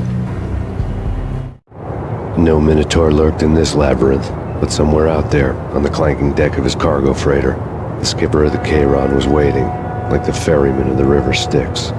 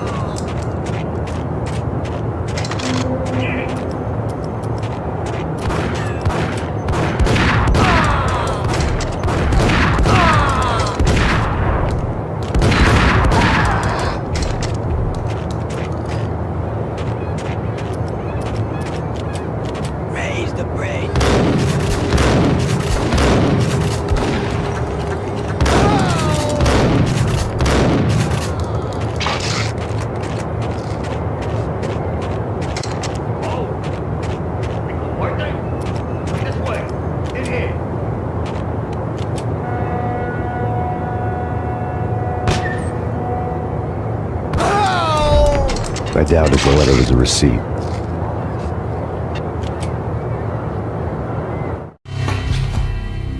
Rico Muerte had come to town to do more than just sort out family troubles. Exhibits number 1, 2, and 3. A briefcase of money, a sniper rifle, and an envelope with one word neatly printed on a folded piece of expensive paper. Mayor.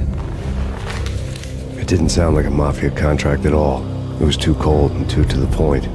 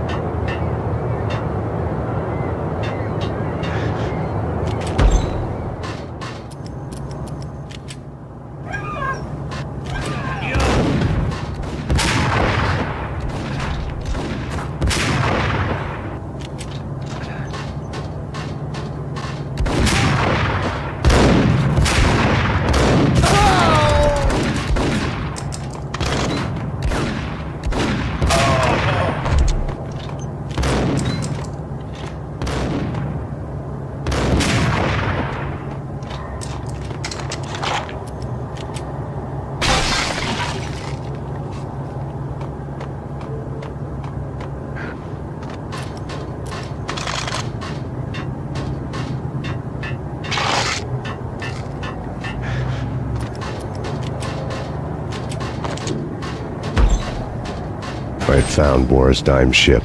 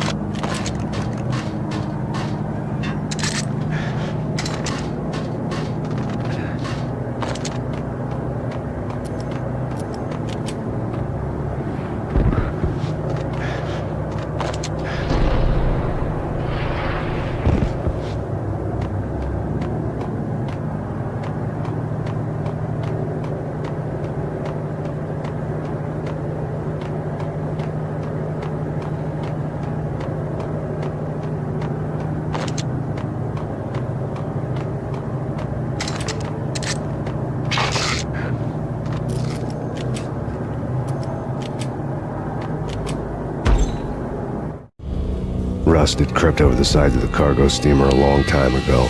Boris Dime would be on board. I'd have to smoke half of his crew to even get near the gangplank. Guns were probably being kept in the hold, buried amidst the rats and oily water.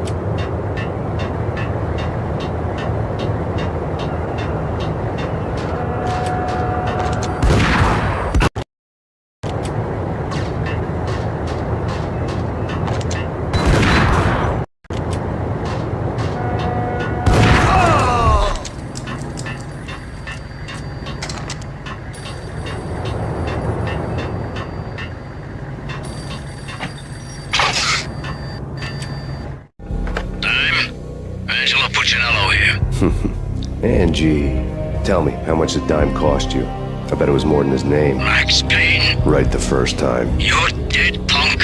You sure you're not confusing me with Boris here? But you are right, of course.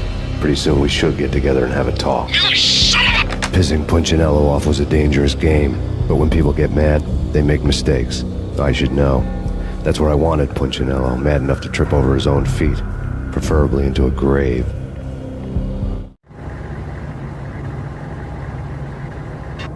Dime!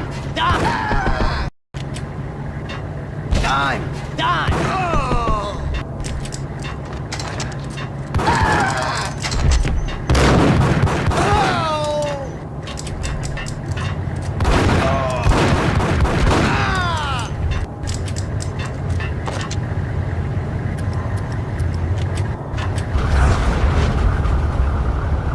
Tell the devil that Dime sent you.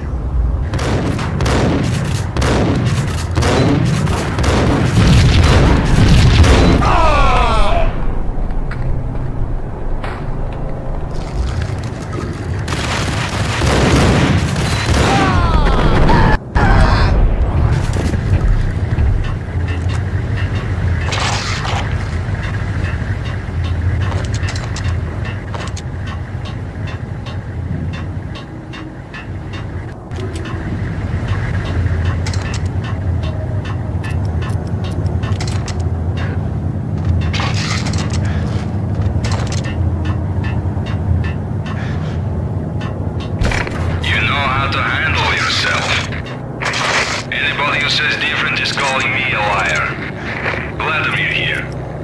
Collect all the guns and ammo you want. Meet me on the bridge afterwards.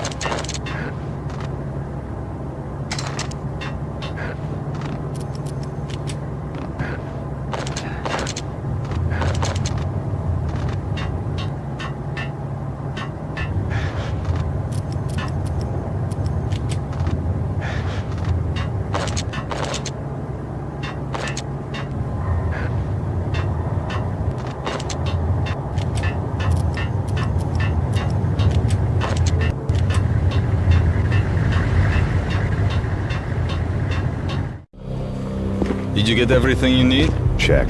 I owe you. Anything you need. This is my solo. When I'm through, Punchinello won't be anybody's problem anymore. Clear as vodka. But anytime you get between a rock and a hard place, just whistle. This could be the beginning of a beautiful friendship. You really get a bang out of this big-time gangster act, don't you?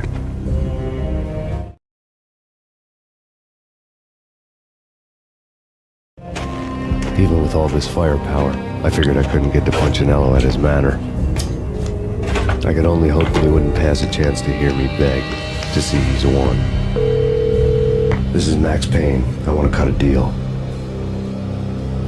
Payne, you're a dead man. That's what everybody keeps telling me. I got your ship and her cargo. I want to meet. No pain, no gain. Capiche? You know my restaurant? Yeah, I know it. One out. Punchinello's restaurant had seen better days. Snow was falling like ashes from post-apocalyptic skies, but that was outside. Things would soon get hot in the Don's restaurant. I knew it was a long shot, Angelo Punchinello actually showing up, but there was no crime in hoping.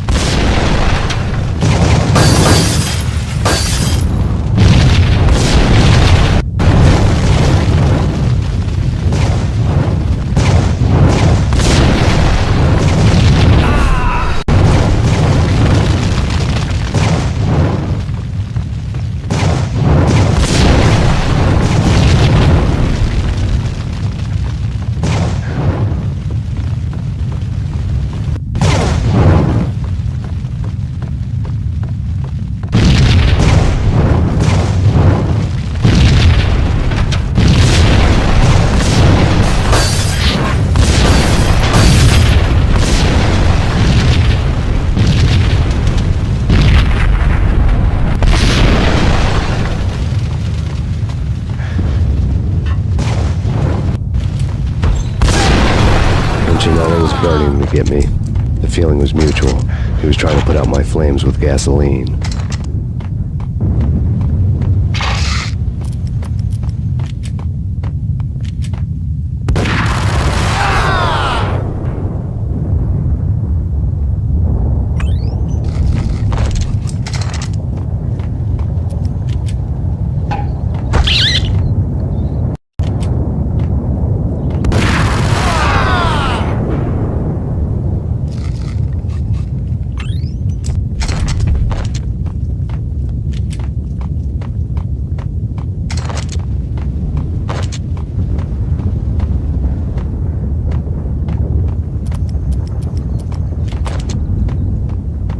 The mobsters have been guarding a real treasure. The way out of this disco inferno. Mobsters have been guarding a real treasure. The way out of this disco inferno.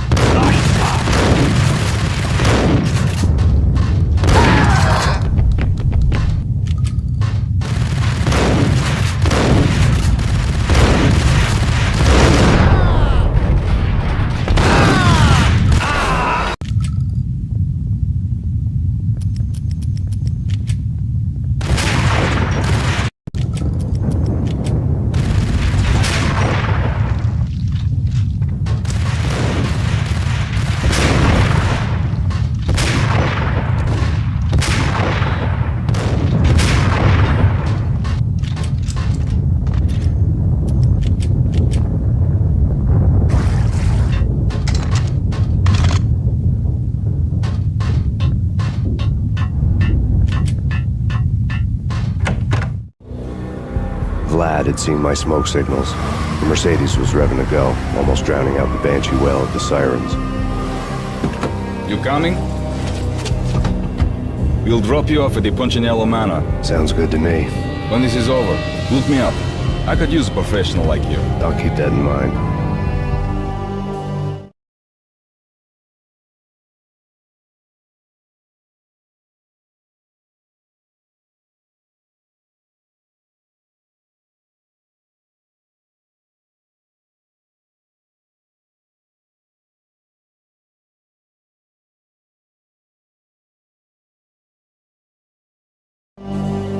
The night groaned with cold.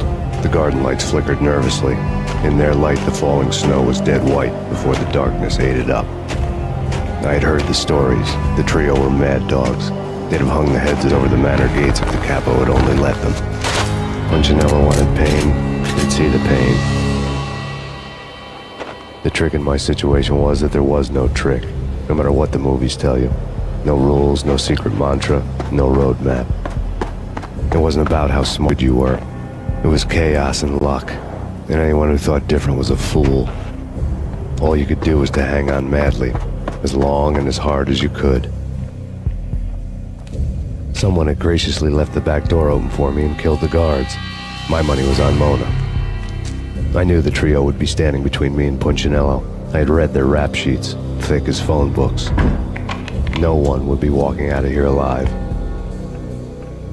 The numbing cold of the broken night had followed me in. Upstairs, the trio tangoed down the manor halls to the silent rhythm of their murderous hearts. The blood of their victims rust on their lips. Vince Mignano, Pilot Providence, a.k.a. Big Brother, and Joe Deadpan Salem. The pistol was a frozen lump in my hand, piercing the skin, gnawing me to the bone.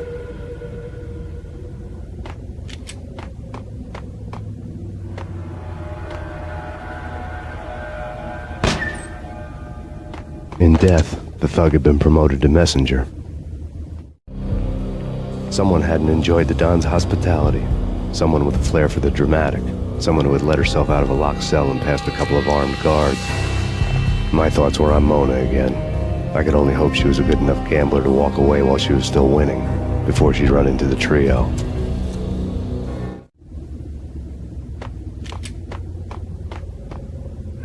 Max Payne?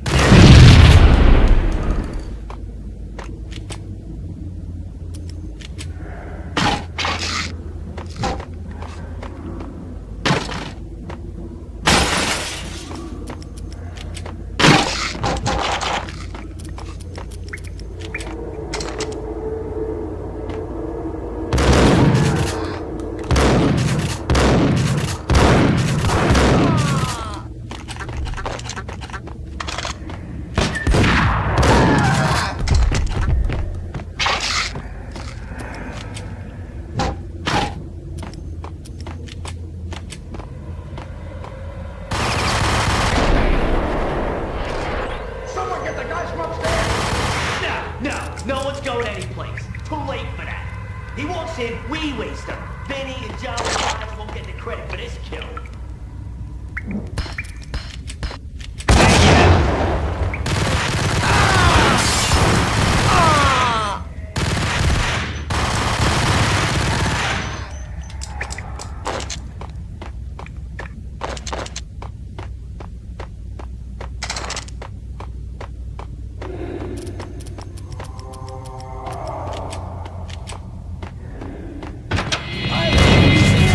It didn't take me long to run into the trio.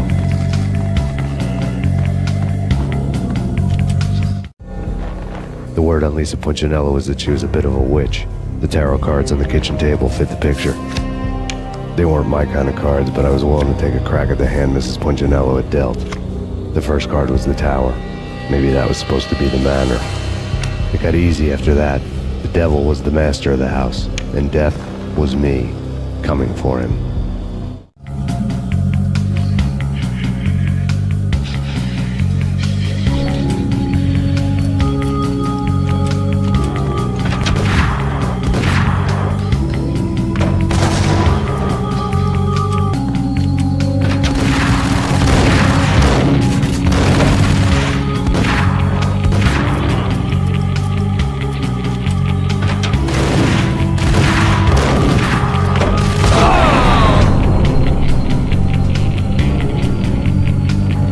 down, 2 to go.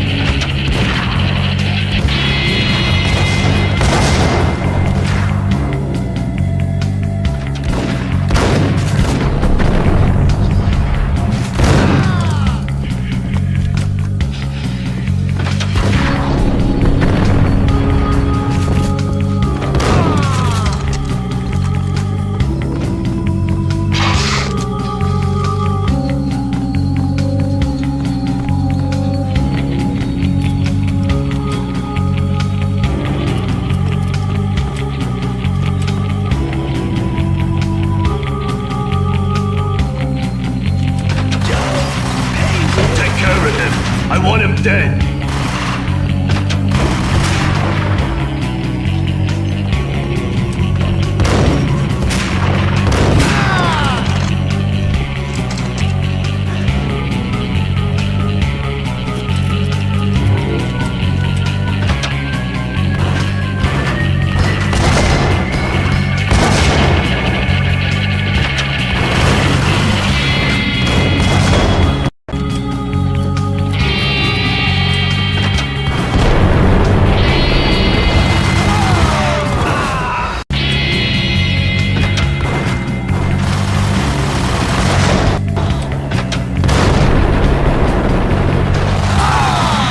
Down, 1 to go.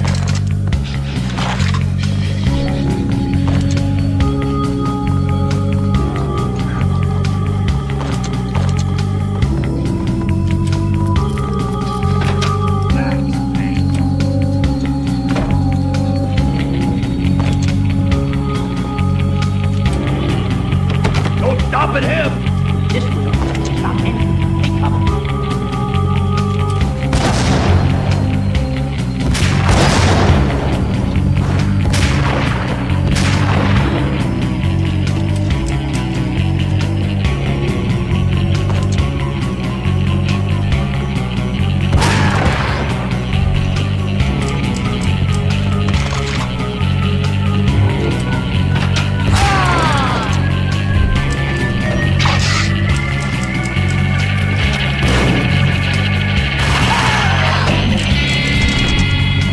It was too late for her.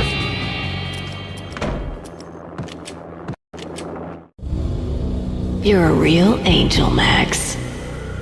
I couldn't tell whether it was Mona or her sister. The body was a mess. The sick bastard had really gotten a kick out of it. Seeing her lying there got me thinking about another woman's body on another bed. Got me thinking about a fallen cradle.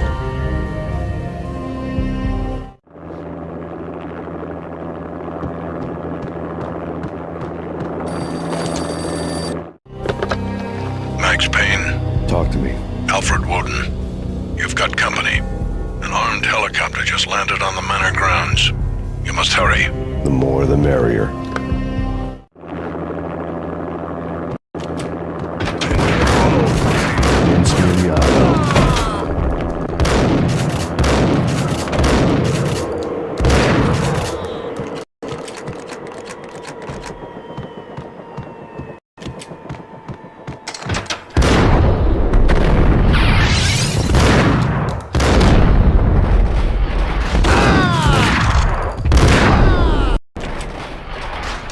Punchinello's trio was done for.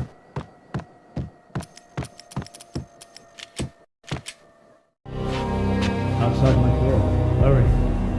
He's coming for me. You gotta hurry. Please. I could hear Punchinello on the phone begging for help. He should have been saying his goodbyes. Punchinello was a pushover. The moment I stepped into the room, he folded like a deuce before a royal flush. No, wait. I was just doing what I was told. I couldn't. She's someone high up. Government, maybe. I don't know. He was trying to buy more sand for his hourglass. I wasn't selling any. No, I told him not to.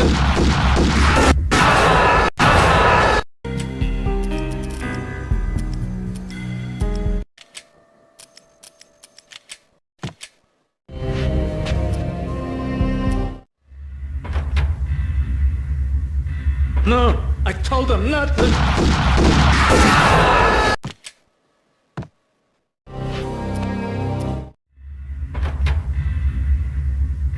No, I told him not to.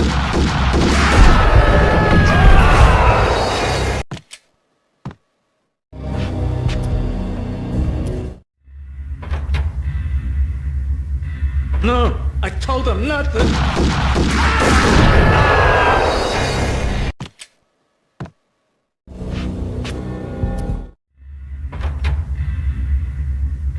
No, I told him not to.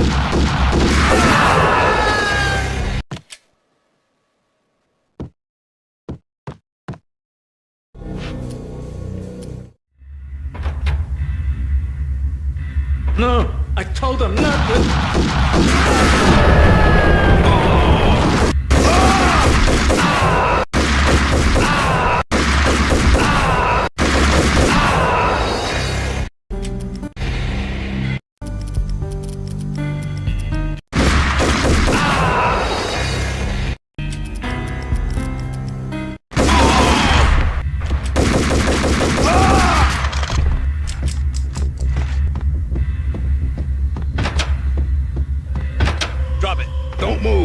Game over, Max Payne.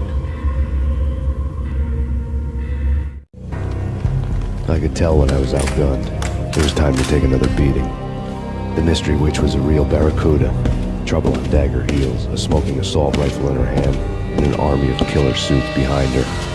How sweet. I get to kill two birds with one stone. Sooner or later, it was going to catch up with you.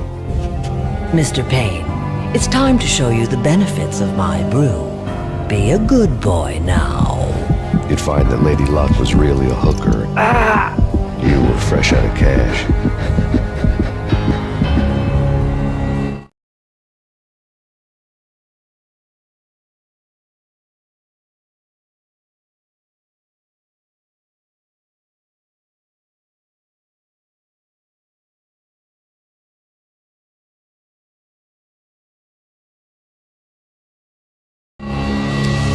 Gentlemen, we're done here. Take me to Cold Steel. She had just given me an OD of Valkyr. I could feel green fire eating my brains. They turned to steam. They did a fade on me. I'd never had a chance. The witch had got me just as sure as if she put a gun to my head and pulled the trigger. The shadows rushed me. Bruised mugshot faces hungry for revenge. They knew my weak spots and closed in for the kill. The floor turned into a vortex of green blood. I fell.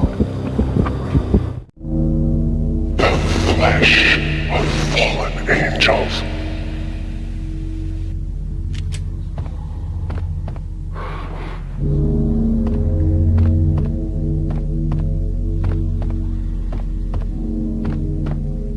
Who's there?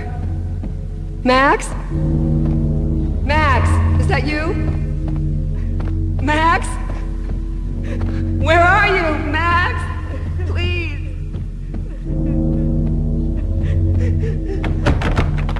No, please, Max, no. I'm sorry. Please don't, Max, no. Please. Max? Where are you, Max? Please. The letter was staring at me. There was something disturbingly familiar about the letter before me. The handwriting was all pretty curves. You're in a graphic novel. The truth split my skull open, a glaring green light washing the lies away. All of my past was just fragmented still shots, words hanging in the air like balloons. I was in a graphic novel. Funny as hell. It was the most horrible thing I could think of.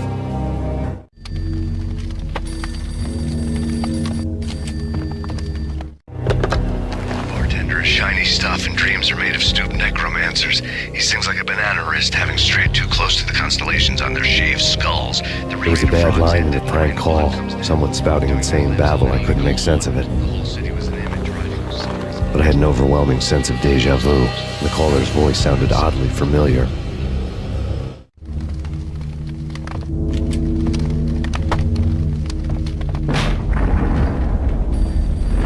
The weird piece of paper looked dangerous. There was something disturbingly familiar about the letter before me. The handwriting was all pretty curves. You're in a computer game, Max.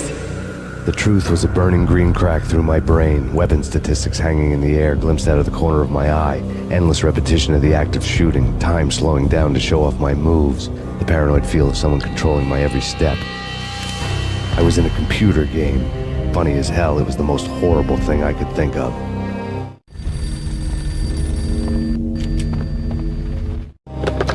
Don't lose it. It's Valk here. The drug. Snap out of it. Try to remember.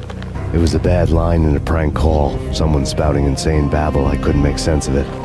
But I had an overwhelming sense of deja vu, and the caller's voice sounded oddly familiar.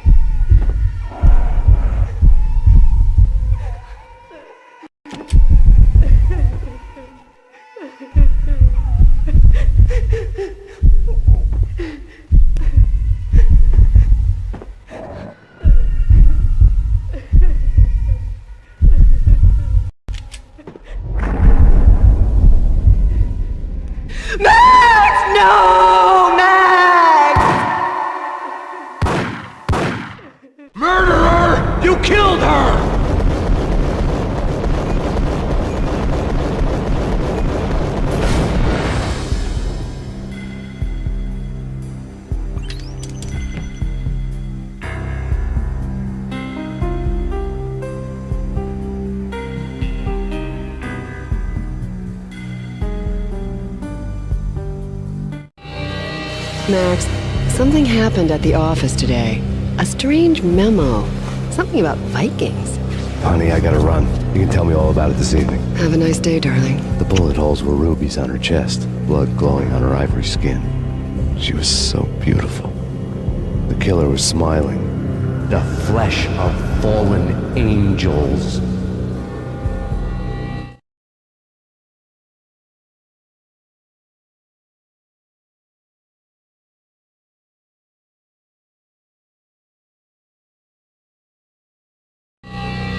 Slowly, the green nightmare faded, leaving dark stains on my soul that would never come off. I felt like flatlining. I was all shook up. I woke up in a cold sweat, sick and tired to the bone, lying in a puddle of my own puke. The hag had said take me to Cold Steel before it had all gone crazy. It was a clue, the only one I had. It took me forever to crawl back to my feet and hit the road, but when I did, I drove straight to Cold Steel Foundry outside the city. There was a whole lot of action around the place for a freezing winter night. Trucks coming and going, men running. I had the drop on the mystery witch. She thought I was dead. I was on her blind side. I was going in. The bad trip had put me in a crazy mood, adrenaline pumping through my aching veins. Staggering on the mill roof in ice and snow and wild wind was a ninja. My kung fu was strong. I wasn't kidding anybody. At best, I was Superman on kryptonite about to fall through a skylight, down to where it was all going down.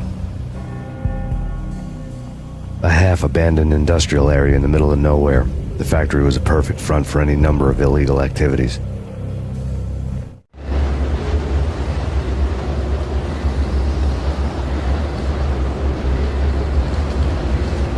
In the belly of the plant, molten metal boiled and bubbled like a witch's brew.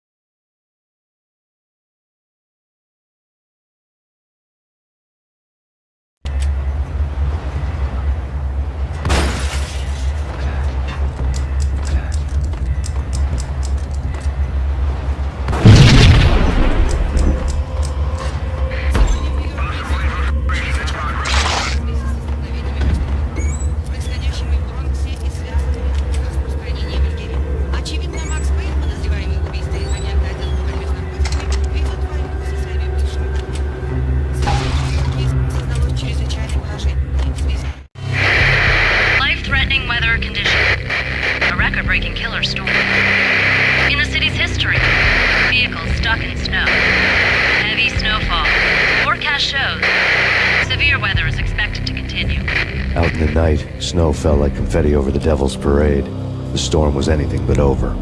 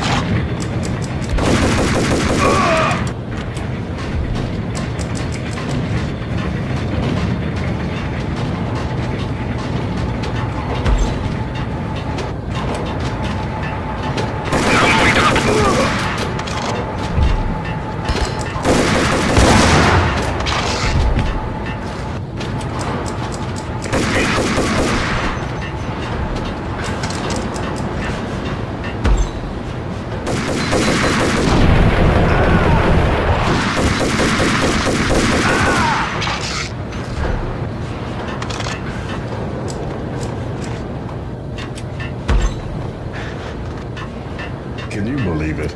I bet they sleep with their rifles. I bet they've given them names. I guess. So, you don't have a name for your gun? Hello? Hell no. You do? Well, yeah, kind of. Hey, let's hear it. Well, I call it Dick Justice. I rest my case. Now moving to the blocking position. Hey, engaging cover.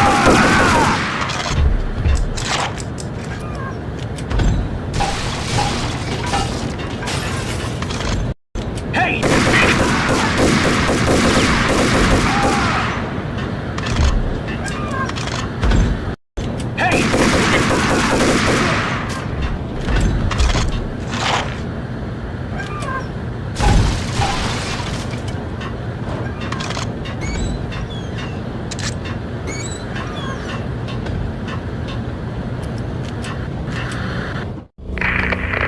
Perimeter breached. The facility has been compromised. Repeat, the Deep Six has been compromised. Initiate Operation Deadeye. The walkie-talkie military lingo could mean only one thing. They were getting ready to destroy the evidence and vanish into the night. I was so close. The hidden truths were just around the corner.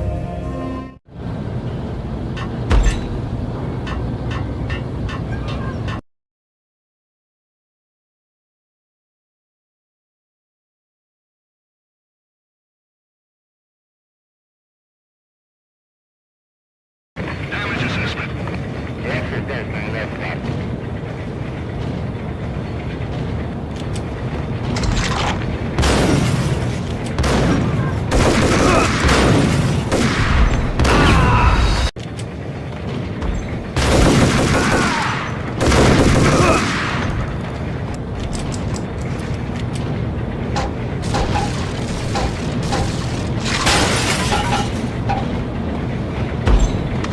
Folder on the table told a grim tale.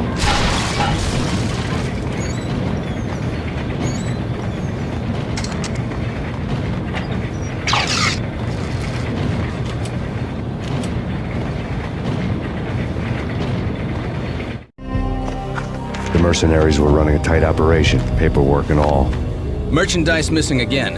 A chemist had tried to smuggle it out for his own private party. Locked him up in cell B7 in D6's old test facility to wait for proper processing. I was close enough to hear the secrets, just beyond the next doorway.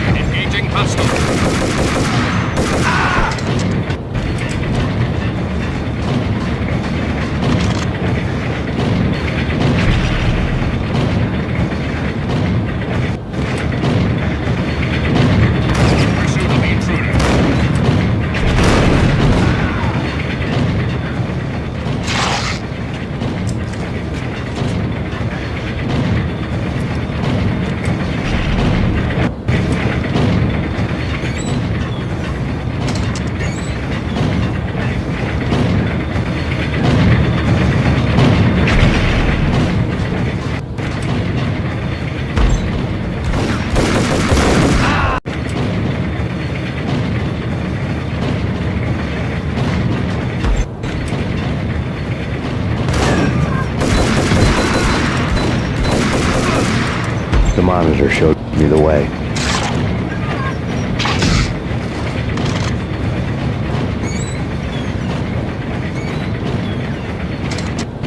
Processing diagrams filled the control room screens, all but one. An elevator titled D6 on one of the screens, somewhere onwards, past rows of ovens, in the core of the plant.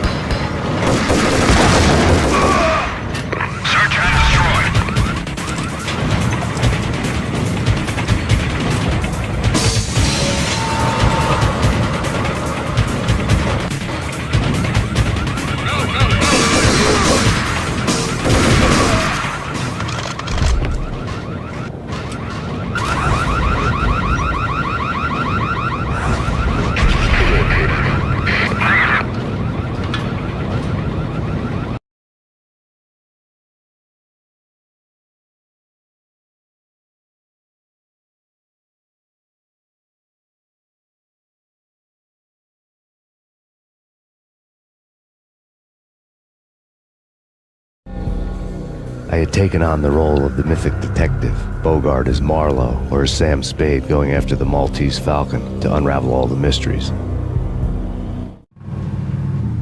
Following a path of clues to that final revelation, even if it would take me down to the cold, cavernous depths of a grave. You can't do this! My men are still inside! Do you have any idea why this is called Operation Deadeyes?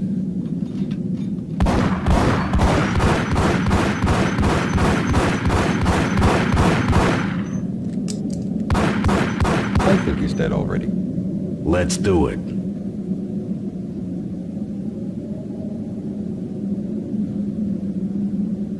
Attention all personnel. The self-destruction sequence has been initiated. Evacuate the complex immediately. Repeat. The self-destruction sequence has been initiated. Proceed to the nearest exit immediately.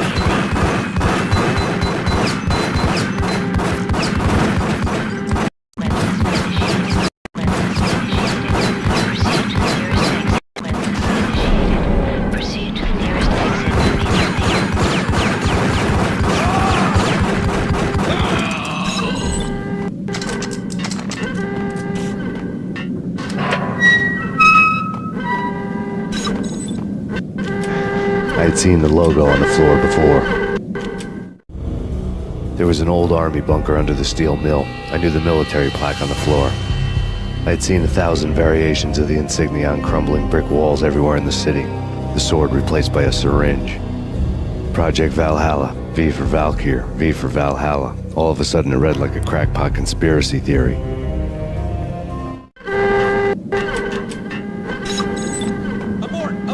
Self-destruction sequence has been initiated. Get the hell out of here. The place is gonna blow. Move, move, move. Run.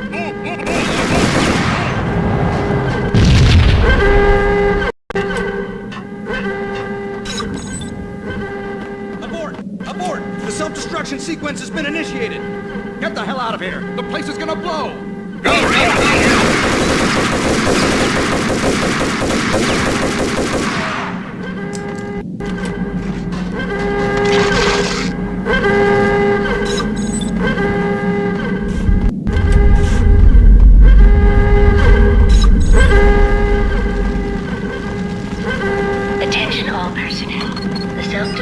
Sequence has been initiated. Like everything else in the Valkyr case, the door code was a mystery to me.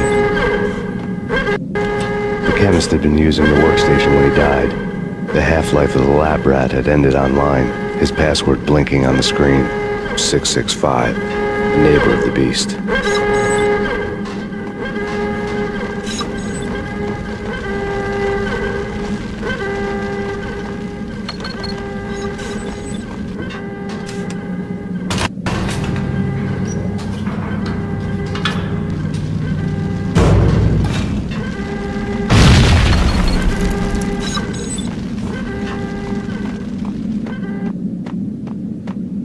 In here! Hey! Get me out of here! I'm innocent! There! Let me out!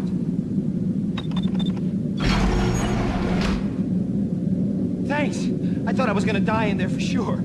I need you to get me through the decontamination chamber airlock. You're crazy! No way! The place is blowing up! Attention all personnel. Either that the self-destruction sequence has been initiated. Okay, Proceed okay, to the I'll do nearest it. exit I'll do it. Immediately.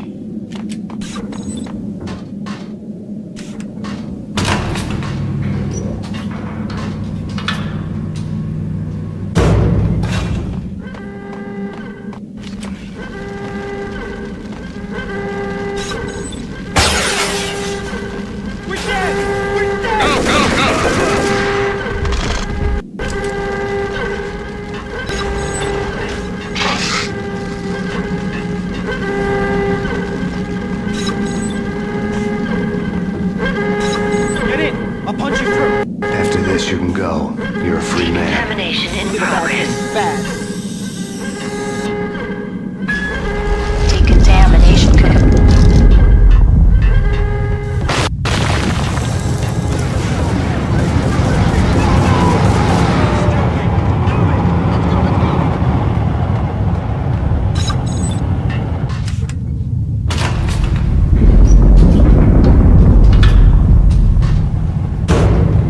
I was caught in the middle of the deadly web that was the Valkyr case.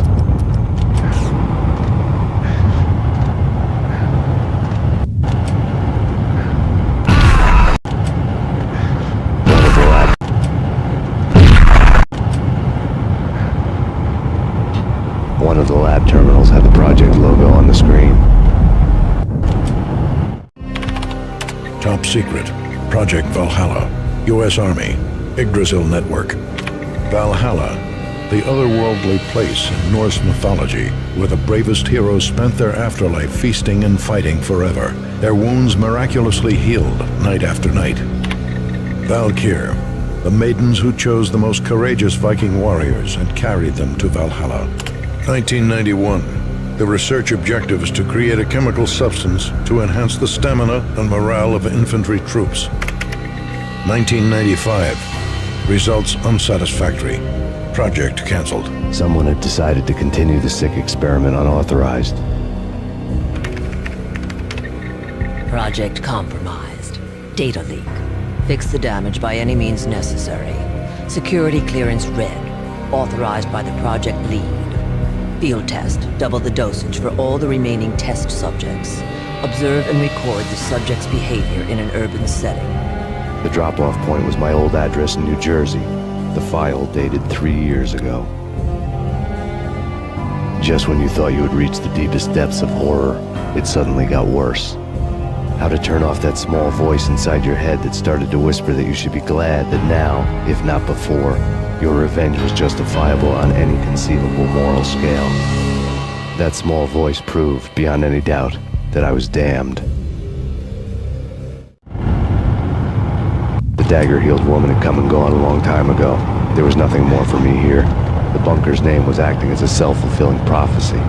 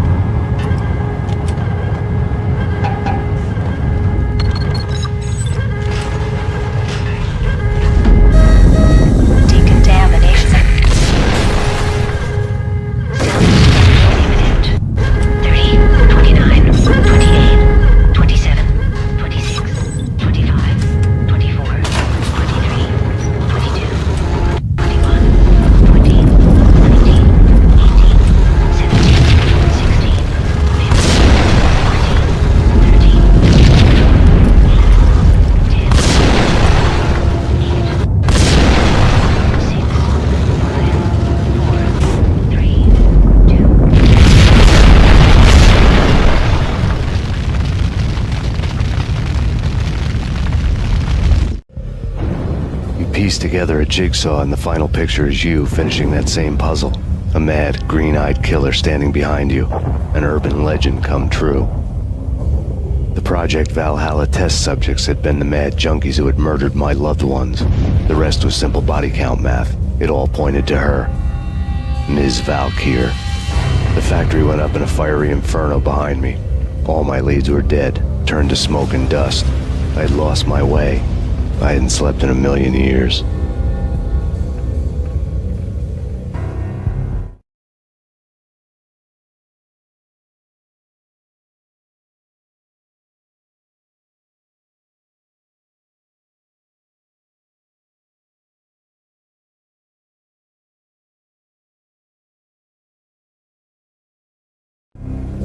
I felt thin as death.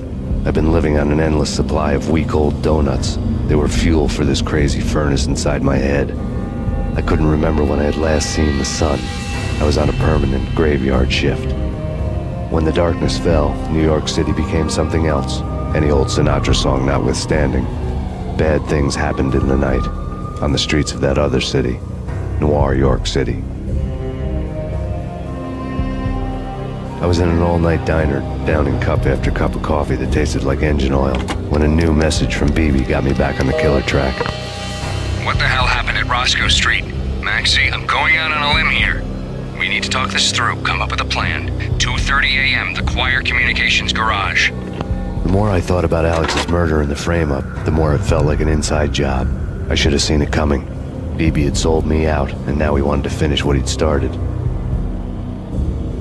The garage was dead. BB showed up in his tailor-made suit, gold watch, and cufflinks to match.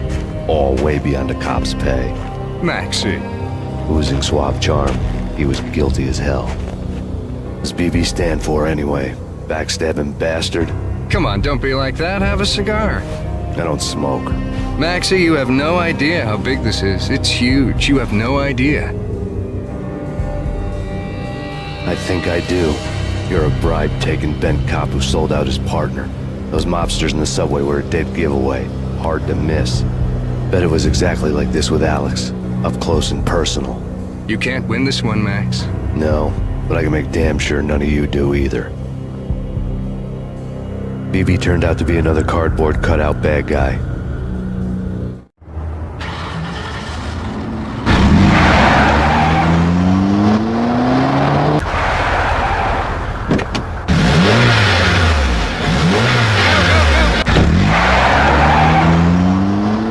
A bad cop on the take. A cowardly right-hand man fleeing from the scene, leaving his paid thugs to do his dirty work.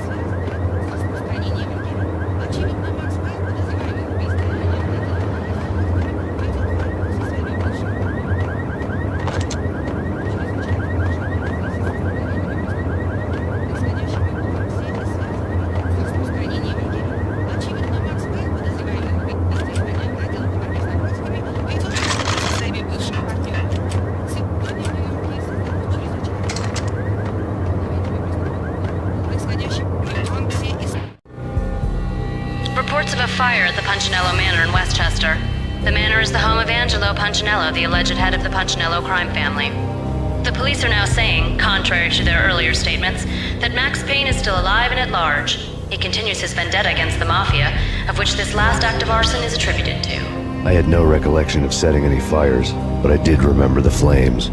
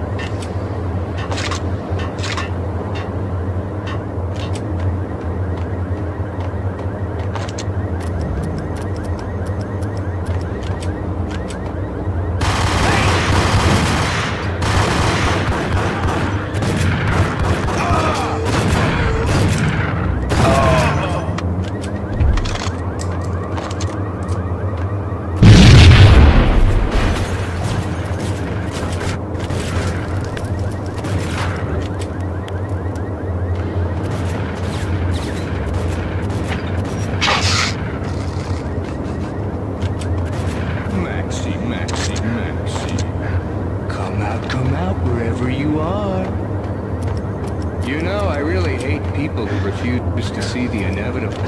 Refuse to do the smart thing. Refuse to see the inevitable. Refuse to do the smart thing.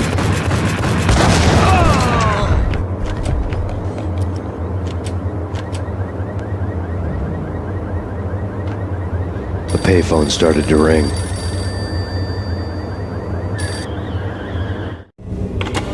Yeah. Thanks, Payne. Whatever does it for you. This is Alfred Woden. I can give you the name of your enemy. Come to the Asgard building presently. We are expecting you.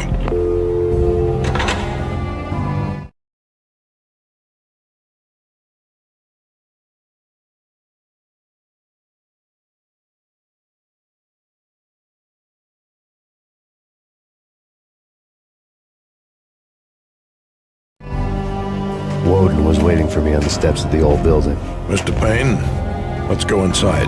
The others are anxious to begin. The others? Despite the general misconception, this building actually predates the City Hall by 2 years, thus being the oldest municipal building still in use here at the foot of the Brooklyn Bridge. No kidding. The old man played tour guide as he led me through a dark, domed hall. The answers I was after loomed large ahead. Mr. Payne, I would like to introduce you to my colleagues in what we call the Inner Circle. You've been watching too much X-Files. You have seen the files on Project Valhalla. We can fill the gaps, provide you with the information missing from those files. We were all involved in the early stages of the project during the Gulf War. What's the catch? We would very much like to blow this thing wide open, but our hands are tied. Her name is Nicole Horn. She was the key figure in Project Valhalla. When the funding was discontinued, she simply refused to quit. She knew exactly what she had in her hands. Nicole Horn is the president of Acer Corporation. She has more than half the city in her pocket. This must be kept under wraps. If you try to go public with this, we will deny any knowledge. We need you to take her out. Afterwards, we can protect you. Make all the charges go away. That was the cue for the killer suits to kick in the doors and swarm inside. It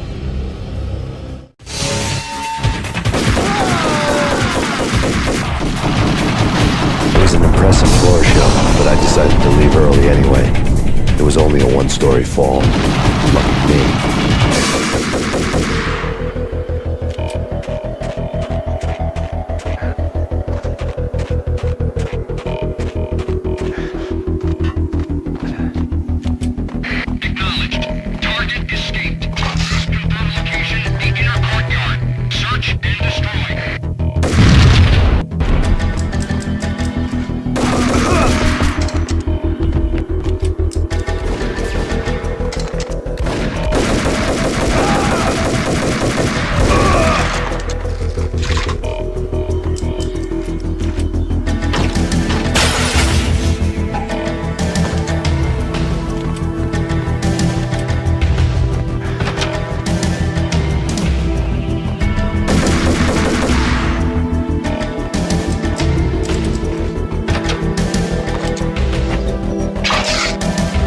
One of the monitors showed what was left of the Inner Circle.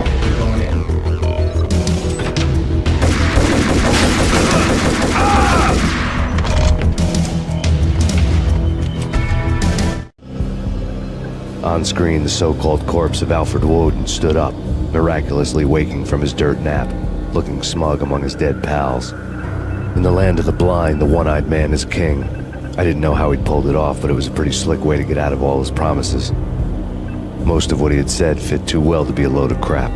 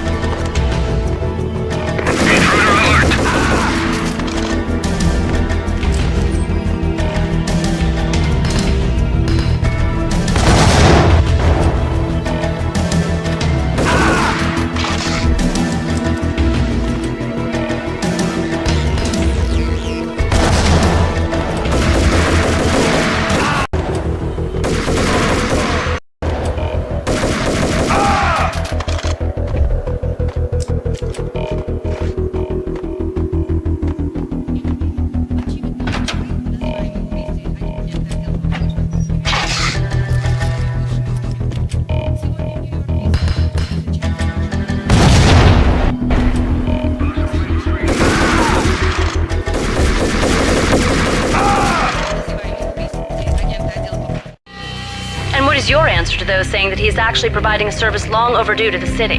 This crusade nonsense has gone too far. He's out of control. It must stop. He will be stopped. That was Deputy Chief Jim Bravura from the New York City Police Department.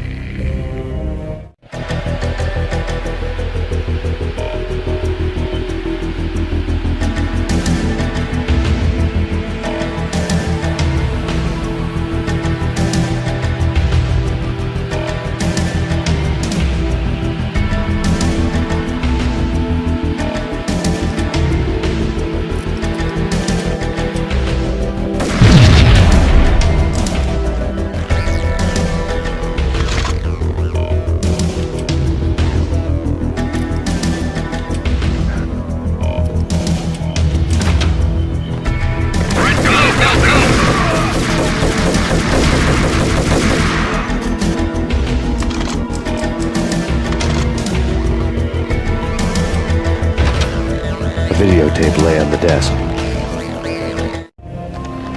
Nicole Horn had blackmailed the inner circle into silence. The tape came with a curt extortion note on a piece of expensive paper. I remembered Candy Dawn taping her clients in action on the side, selling the tapes to the highest bidder. I was sure that kinky sex was nowhere near Alfred Woden's worst sin. But I had a feeling that when this was over, any collateral would come in handy.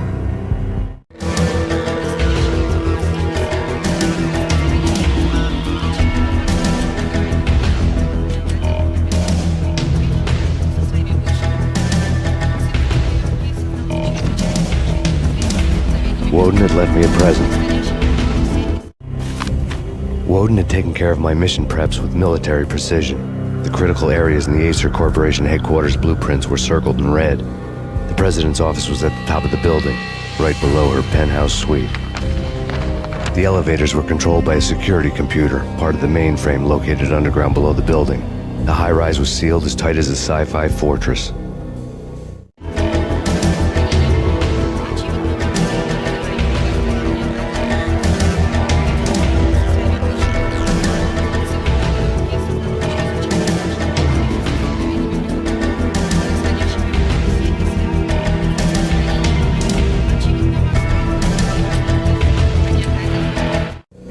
Nothing seems to stop Acer Corporation's phenomenal victory march. Incredibly, the stocks are still rocketing. Worried experts already see a danger in the company's success. Some have gone as far as to say that Acer Corporation is about to become an even bigger monopoly than Microsoft ever was.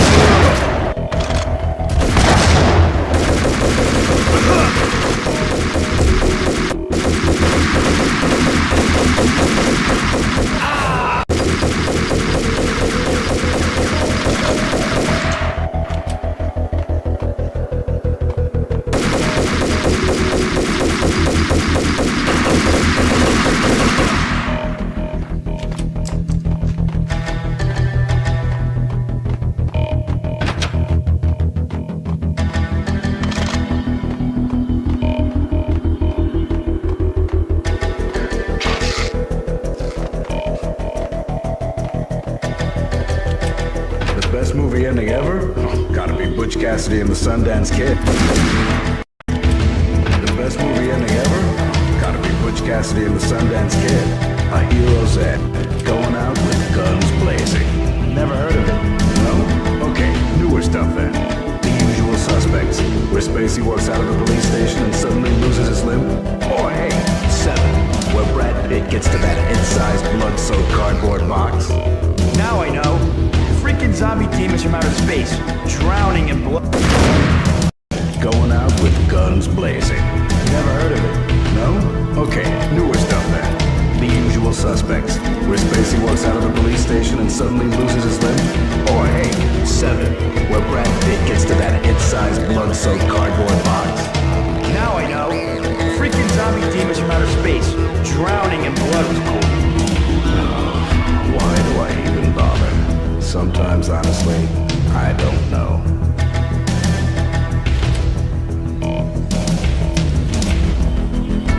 What the? Hold it!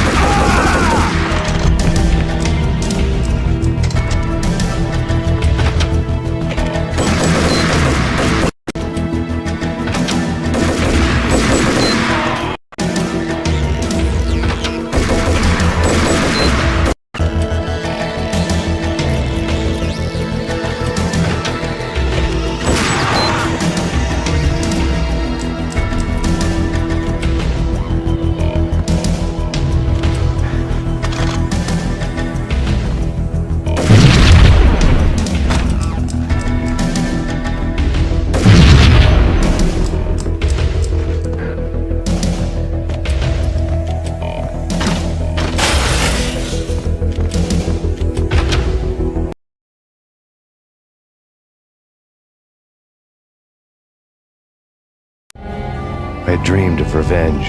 Those dreams were always nightmares, of coming close and then failing. Now I was close. I had a name to guide me, Nicole Horn. I had nothing to lose.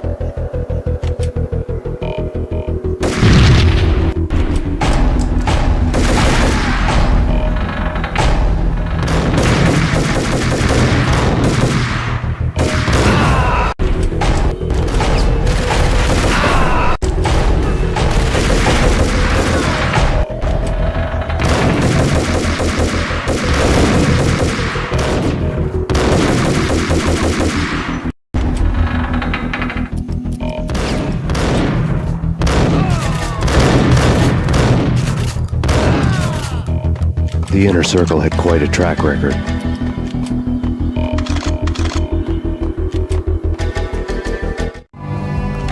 Project Valhalla had not been the only thing the Inner Circle had been involved in. There were rows of cabinets full of files. The Serpentine Secret Society went back a long way, always pulling strings from the shadows. I couldn't say I was sorry. Woden's move in some Byzantine power game had cut the Circle's membership roster to 1. The old man wanted me on cleanup duty. It was my mess, too.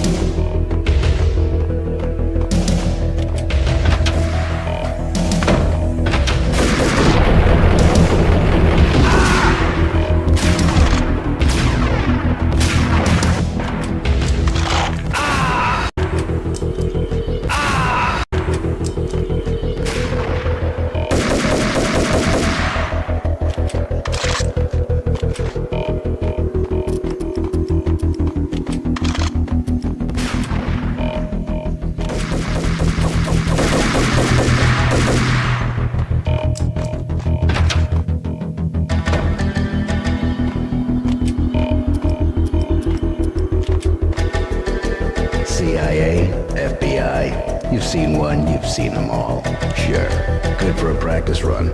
But this, working for her, oh, this is the real thing. The money's astronomical. And best of all, you get to kill any scumbag who gets in your way. License to kill. Like James Bond.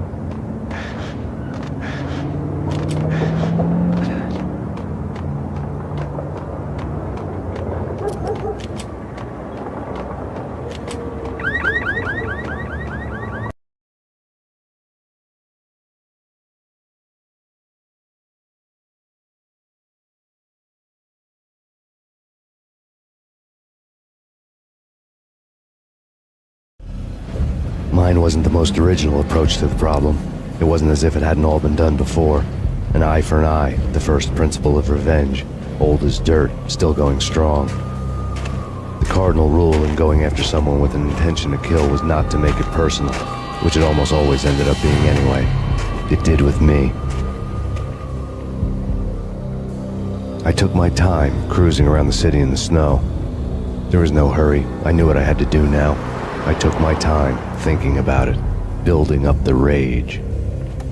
When I was ready, I parked the stolen wheels at the front entrance of the Acer Corporation headquarters. Got out, got in, got cracking. I had a bullet with Nicole Horn's name on it. I had 10,000 bullets with the Hag's name on them. She had ultra-high-tech security systems, enough mercenaries and weaponry to start World War III. There was no fear. New York disappeared behind a veil of snow. I had crossed the threshold. This was her domain, sleek and sexy and soulless, all glass, a place of color-coded security key cards, metal detectors, and surveillance systems.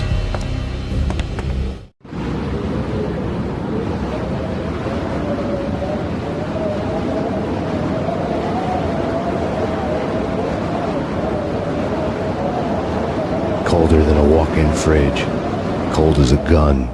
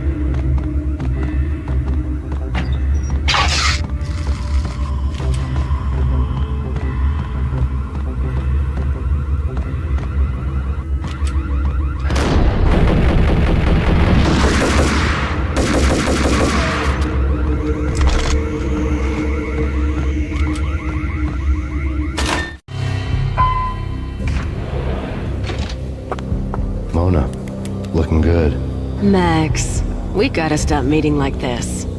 It will be a cold day in hell before I let a narc cop stop me. Miss Sachs, do your job. Relax, Max. You're a nice guy. I don't kill nice guys. You're not bad yourself. It was different when Horn wanted Punchinello dead. To cut her ties to the Mafia. He deserved to die. The same goes with her. She's the bad guy here. Her sister was whispering to her in my favor. I knew the appetites of ghosts intimately. They hungered for revenge.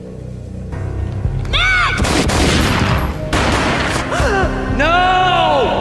A gunshot boomed and she fell down in slow motion. She was a nice girl, not really a stone-cold killer. And now she was stone-cold dead. Like religious fanatics or loyal samurai, Horn's private army was coming at me. Request assistance.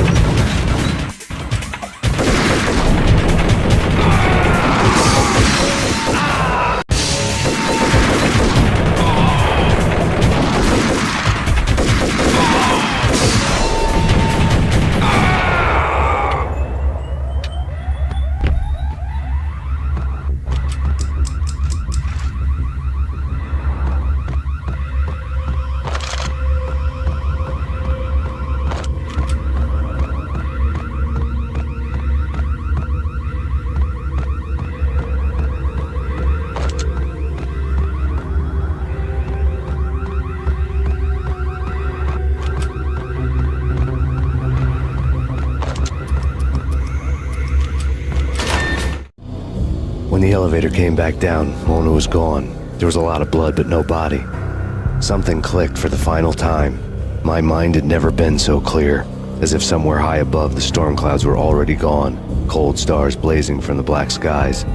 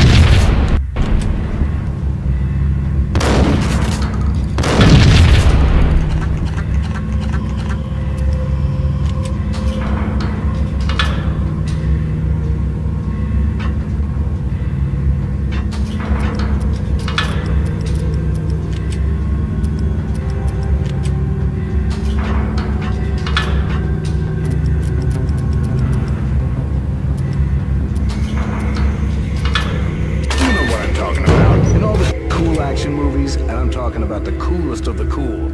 It always seems like time slows down in the middle of the action. You know, you can see the bullets flying through the air, the hero dodging in slow motion. Oh, man, it would be so cool to be able to do that. Bullet time, that's what they call it. Bullet time, yeah, would be so cool.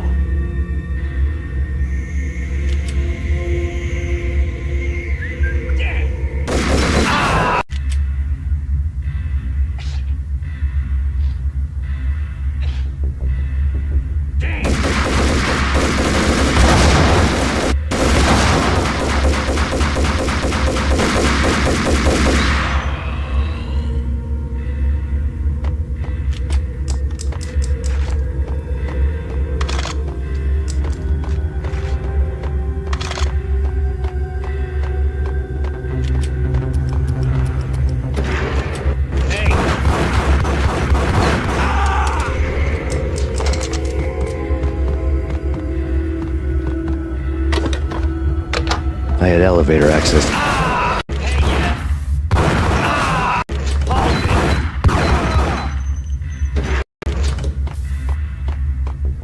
Hold it!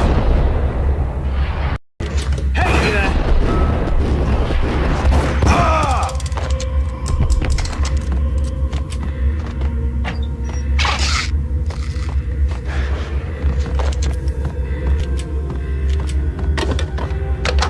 I had elevator access to the mainframe. From there, I'd be able to override the security locks and get to her office.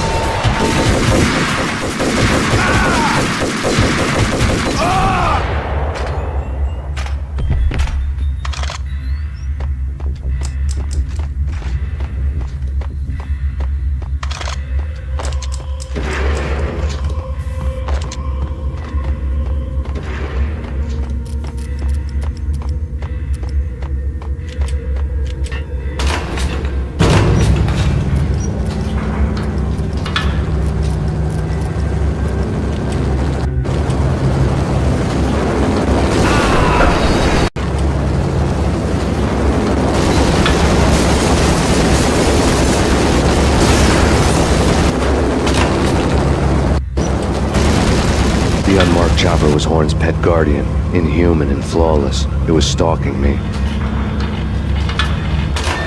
Stereotyped. I'm not a cold-blooded killer. I'm a nice guy. I love my wife. I have 2 boys I'm very proud of. You just have to make the ends meet. And if that means I have to shoot someone now and then, hey, it's just my job from 9 to 5. Well, not quite from 9 to 5, but I hear you.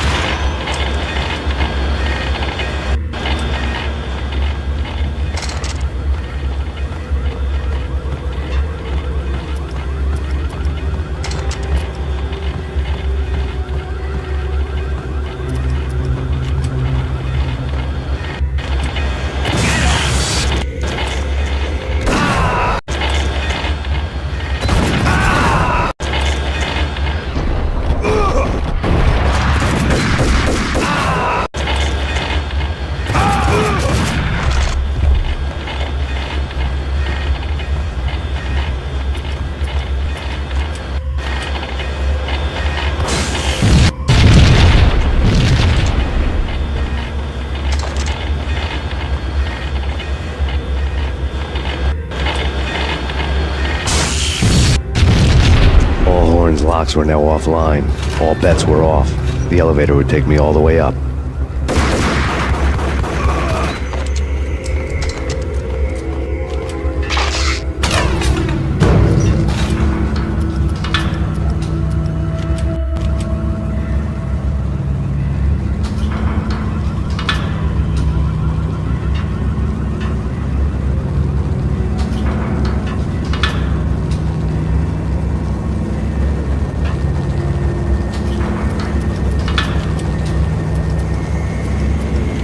Seen from this height, the night seemed to stretch on to eternity.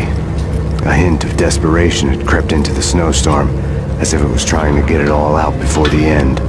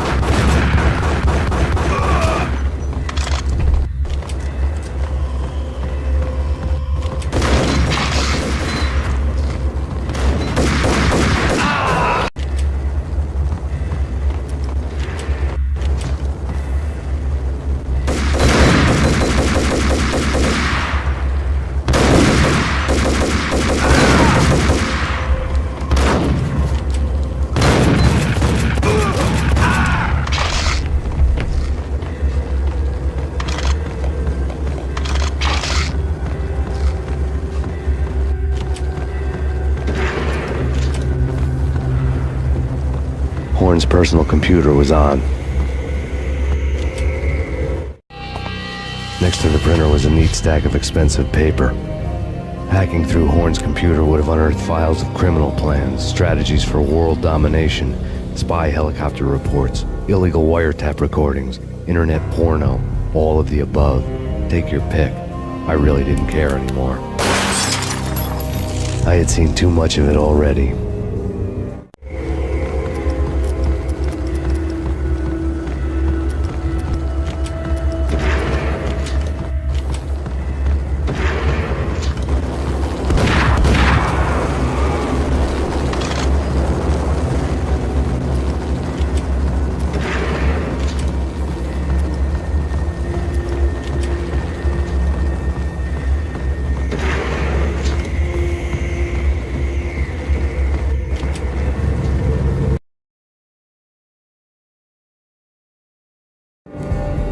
Valkyr had been meant to be a white-winged maiden that would lift you to a warrior's heaven, but it turned out to be a one-way demon ride to hell.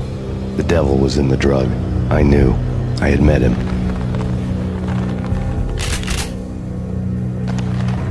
And now I was gonna kill her. The queen of the underworld who had tried to lift herself a bit closer to heaven with her drug money. No begging, no bribes. She knew better. Honor among killers.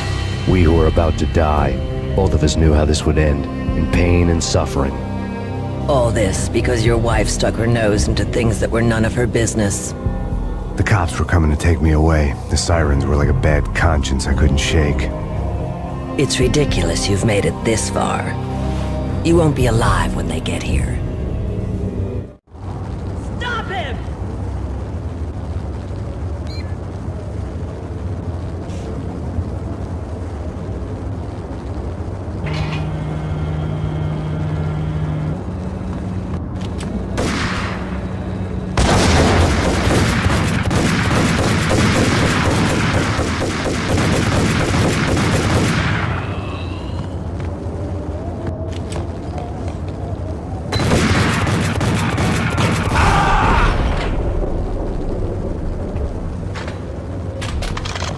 The elevator lobby. Get us back up now. Max Payne, this is futile. A waste of time. The deaths of your wife and daughter were necessary. Inevitable. It is done. You cannot bring them back. Nothing you do will make it any better.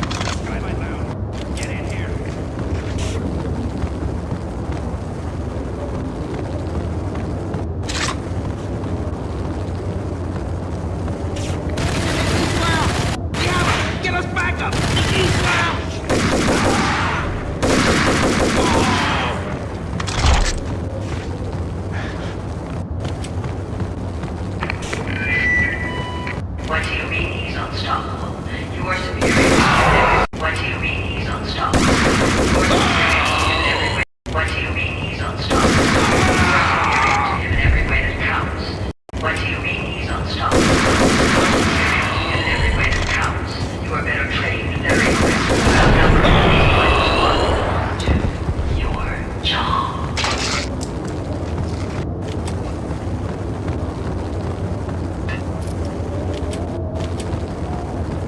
Not a step further.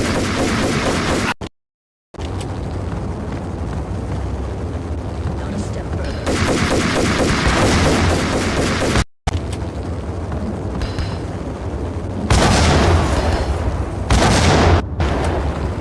Not a step further. End it here. Any means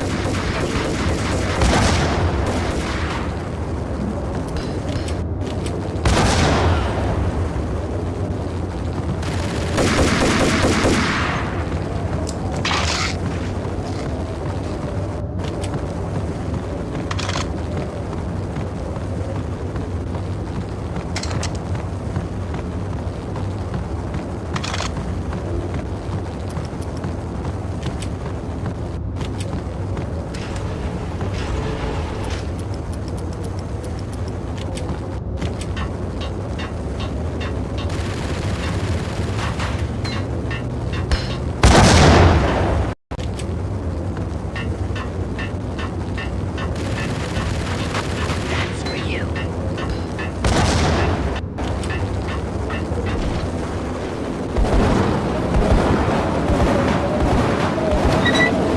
Roger that. Attempting to land now. It's gonna be tricky.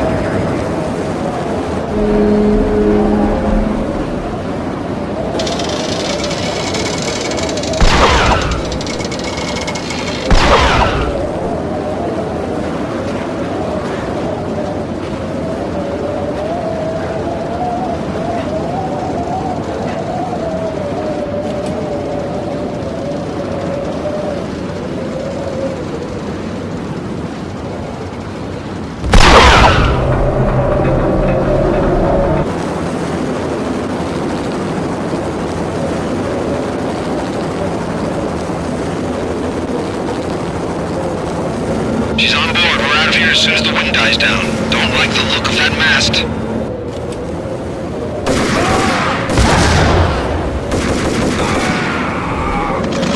Lift off in 1 minute.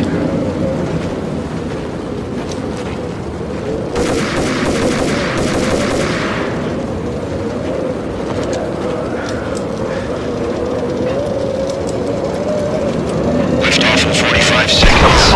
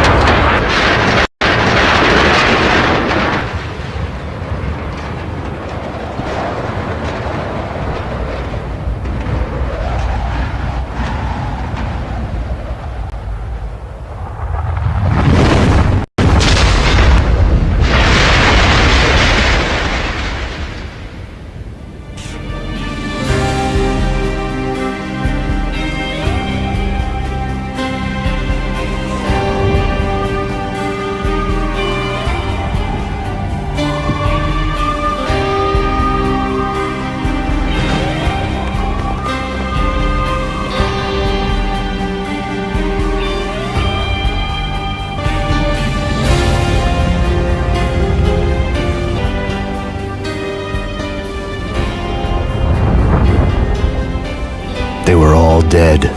The final gunshot was an exclamation mark to everything that at this point. I released my finger from the trigger. And then it was all over. The storm seemed to lose its frenzy. The ragged clouds gave way to the stars above.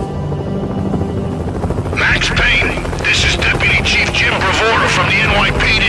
We've got the building surrounded. Throw down your weapons and lie down with your hands behind your head. A bit closer to heaven.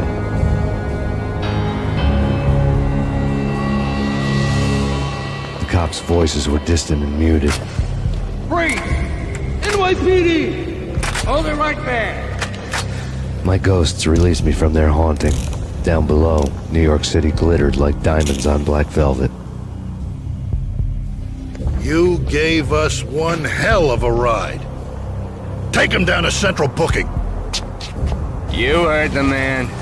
Woden was there in the crowd, standing by the sidelines. It wouldn't be over till the man with the patch would say so. He'd say the right words, knew he would.